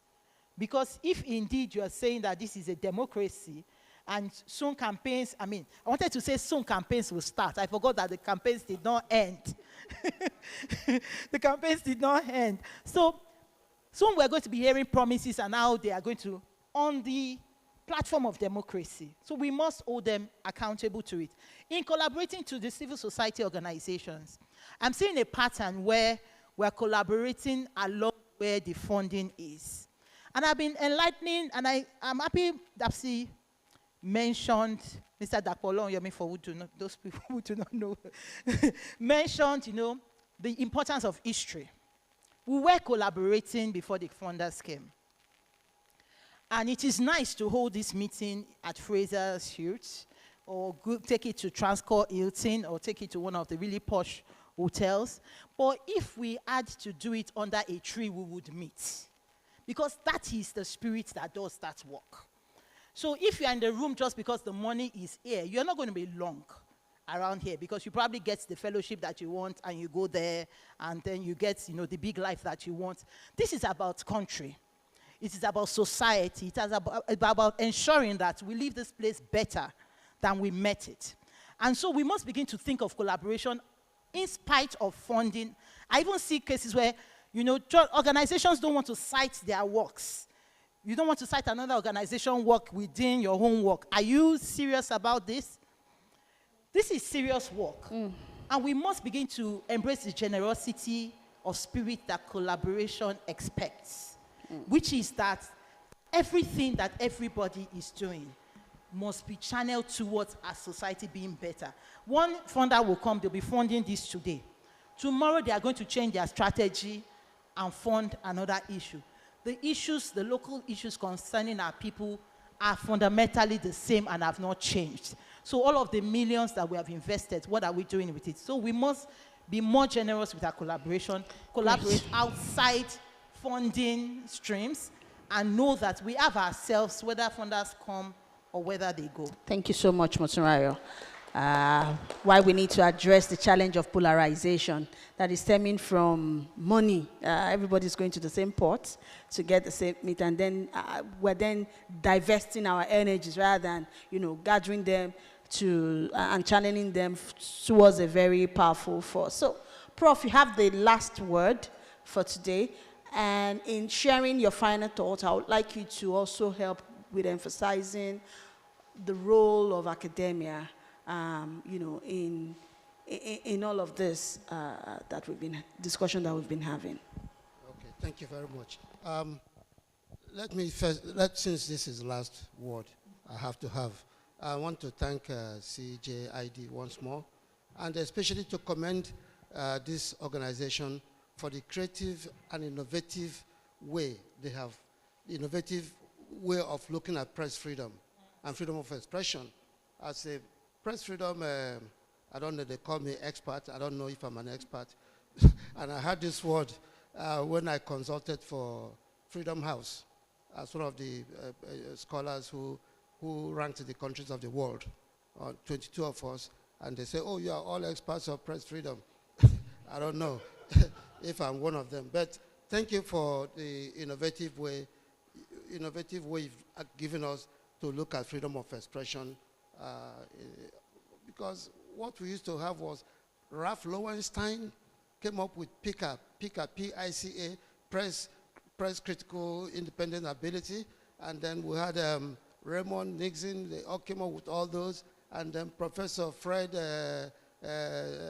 Siebert, who came up with those two propositions, Proposition 1 and Proposition 2, on how to look at press freedom. All those have been Western-based, but you are giving us, which I never thought of before, even as so-called press freedom expert, how to look at freedom of expression, including freedom of political activism in the public sphere. Thank you very much for that. By the way, I don't know if you remember the first time I met you. It was in 1999 during one of my fellowships to the American Press Institute. And here he comes, he introduces himself as Dapo. I said, that must be Yoruba, Nigerian name. And then we met from there, and then on and on. Partnership, let me just emphasize that once more. Partnership is not just, will include also bringing not just one editor to your classroom, teach that day, share experience that day, and go. What we do in my university in Iowa, one day in a year, in a semester, we call it Fast Forward Program. You know about that. That is the program that brought you to, we brought Dapo to this program in University of Northern Iowa. It's a day we parley with our alumni and alumni who are editors, broadcasters like you, public relations practitioners, advertising gurus. Bring all of them, about 15, 20 to parley with us all day. No teaching that day. It's from group to group, group to group. We bring our alumni from as far away as New Zealand. We track them wherever they go. And that was that year. I said, okay, we need to bring, I know somebody that, and they've been asking about you. You need to come back. That part of the program. He did light up the program, actually. So this is one of the innovative and partnering ways I think we can not only just bring in teachers to teach in the classroom, but create one day where reporters, editors, content producers can come all day and work with students and make them, they look forward to something that is going to be a future career for them.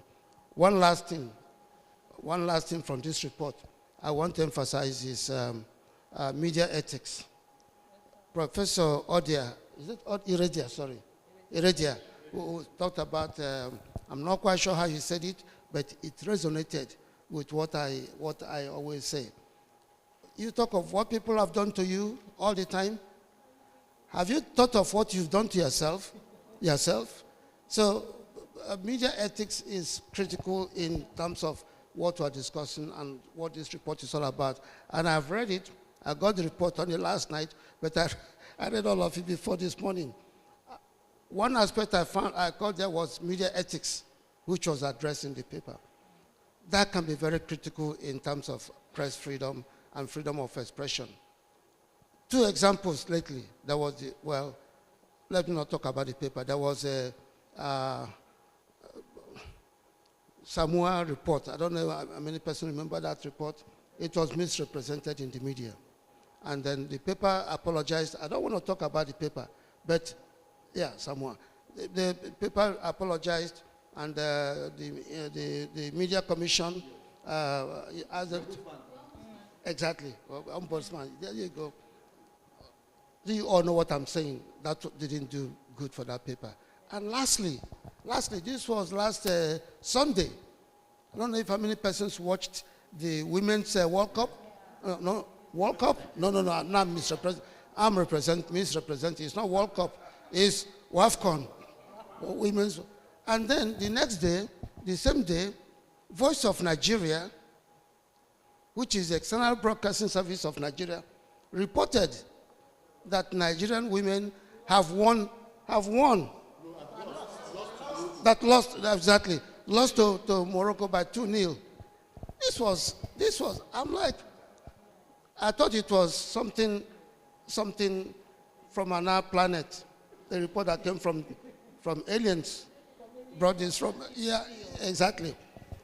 This doesn't do us good. So false reports like this don't do our credibility and authenticity very well. In fact, unethical media practices like this can generate animosity against the media from the public, who can go online and attack journalists. Not just government attacking journalists, but even readers attacking journalists, especially female journalists.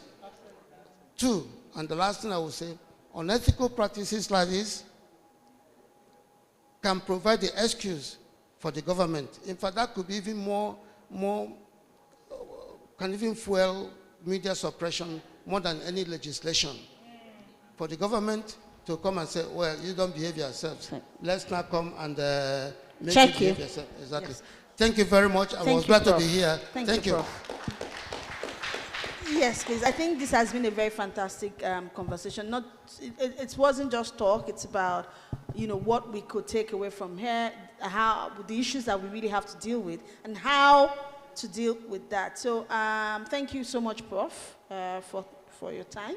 Thank you, Moturayo, not just for your time here, but for the spirit of advocacy that you embody. Thank you, Idris, for always doing the incredible work that you do, leading the media. I think at this point, I would then hand over to the host. We apologize for taking some extra, but I hope it was worth it. Thank you. Please put your hands together for them. Okay, just stay back for pictures.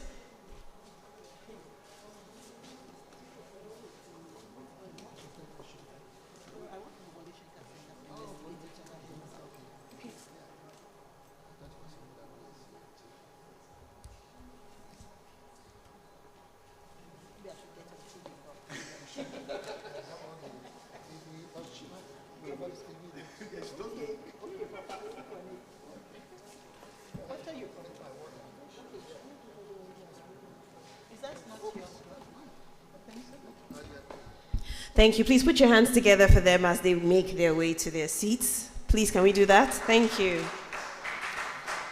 Wonderful conversation. And I think the important thing that we must take away is that it's a gradual process. You know, talking about, you know, all this change is not going to happen overnight. Let's look at it like an onion, one peel after another. Okay, so at this point, we are going to move to one of, the final segment on our program today. But before we do that, I want to remind us that please, we should remember that the Openness Index is premised on the belief that democracy is only as strong as the freedom it guarantees its citizens. And openness matters. It matters because it reflects the relationship between power and accountability. Now I'm going to make way for the Executive Director, CJID, to come with his vote of thanks and closing remark. Please, ladies and gentlemen, let's put our hands together for Akintunde Babatunde. Good afternoon again. Thank you very much. The diplomatic community left already, but the Embassy of the Kingdom of Netherlands to Nigeria, thank you very much for not just supporting this index, but also for supporting the project that has worked to advance freedom of expression and also fight disinformation in Nigeria in the last 2 years. We're very grateful for our partnership. We are also very grateful to the Wale Soyinka Center for your investigative journalism for being a partner on this project. We are very delighted that our work together has been impactful.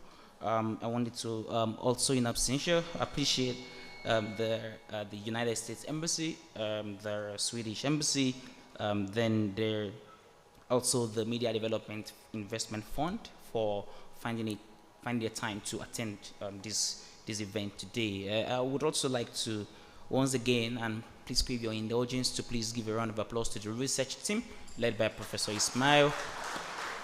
The research took more than a year, and I'm sure that if you see the technical version, about 90 pages long, you would understand how much work went into this. Very many thanks to the data collectors across the country and all the respondents that made this work possible today. We're very grateful and thank you very much for supporting this work. I would also like to appreciate the media freedom team at the CJID, their Solar, Adebayo, Christiana.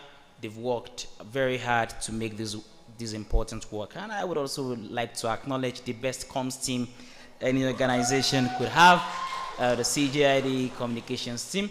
Chizoba was up all week designing this copy, so thank you very much. The comms team, Ilari, Adeza, Bolao, Sam, everybody, Aize, Olawi, thank you very much. And to the management team at CJID, I can see Mbo in there, Deputy Director Accountability.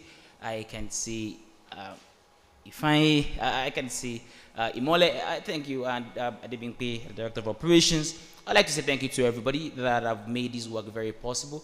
We would not be here if the team have not been very active. Then I would also extend gratitude to the board of the CJID, led by Professor Umaru Pate. Thank you very much, Prof, for approving that we continue to do this work. Professor Tunde Akani, we are together in Lagos last week. Is there again, thank you very much for making this possible.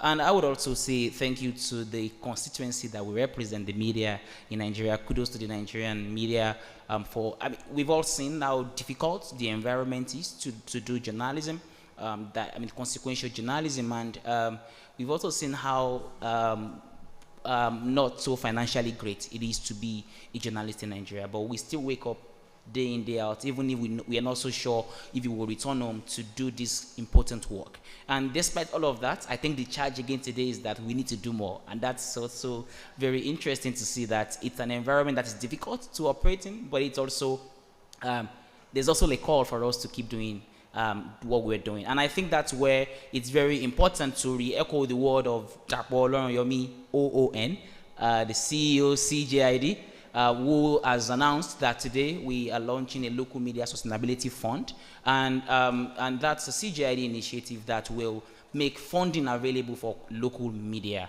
in Africa. So we are, and that's a fund that we are activating, and it would take its route from tomorrow. So we would be working with local media, community media in Nigeria, Ghana, Liberia, Sierra Leone, the Gambia, Mali, Ivory Coast, Senegal, and a host of other countries in the Sahel. And so just look forward to it. It's going to be, there's a component for core reporting, there's a component for media freedom, there's also a component that would set aside funding for legal suits and also for psychosocial support for journalists. This is our own institutional response to say, yes, we have index, we would continue to engage, this is the summary version, like I said. In November, this would go live, the comprehensive version will go live in a few weeks, but we would also have a more expanded session in November at the CJID Annual Media and Development Conference. But more importantly is that today we want to tell government across subnational in Nigeria, if they say that the country, the states is an arena for democratic expression, we would say, but the index is saying otherwise. Why is that the case? That is what this is about. That is what this is about. And in our own mind, this would not be a Nigerian-based report from next year. This is going to go Pan-African, and we are very excited about the work ahead. And ladies and gentlemen, if you look at the agenda, we've actually tried to manage the time and get sure that we finish this on time. So on behalf of the Center for Journalism, Innovation and Development, we would not be able to do this if you all refuse to attend or accept the invitation. So a round of applause for everybody who have made it a duty to attend this event. And so we are signing out, but the good news is that lunch is here and it's free. So thank you very much, and have a good afternoon. Thank you very much. Yes, lunch is here and it's free, but please, before we walk out, can we take the national anthem? Please, let's take the rise for the national anthem. Nigeria, we hail thee, our own dear native land. Though tribes and tongue may differ, in brotherhood we stand. Nigerians all are proud to serve our sovereign motherland. Our flag shall be a symbol that truth and justice reign. In peace, oh, bow to honor it, and this we count as gain. To hand unto our children a banner without stain. O God of all creation, grant these our one request. Help us to build a nation where no man is oppressed, and so with peace and plenty, Nigeria may be blessed. Thank you very much.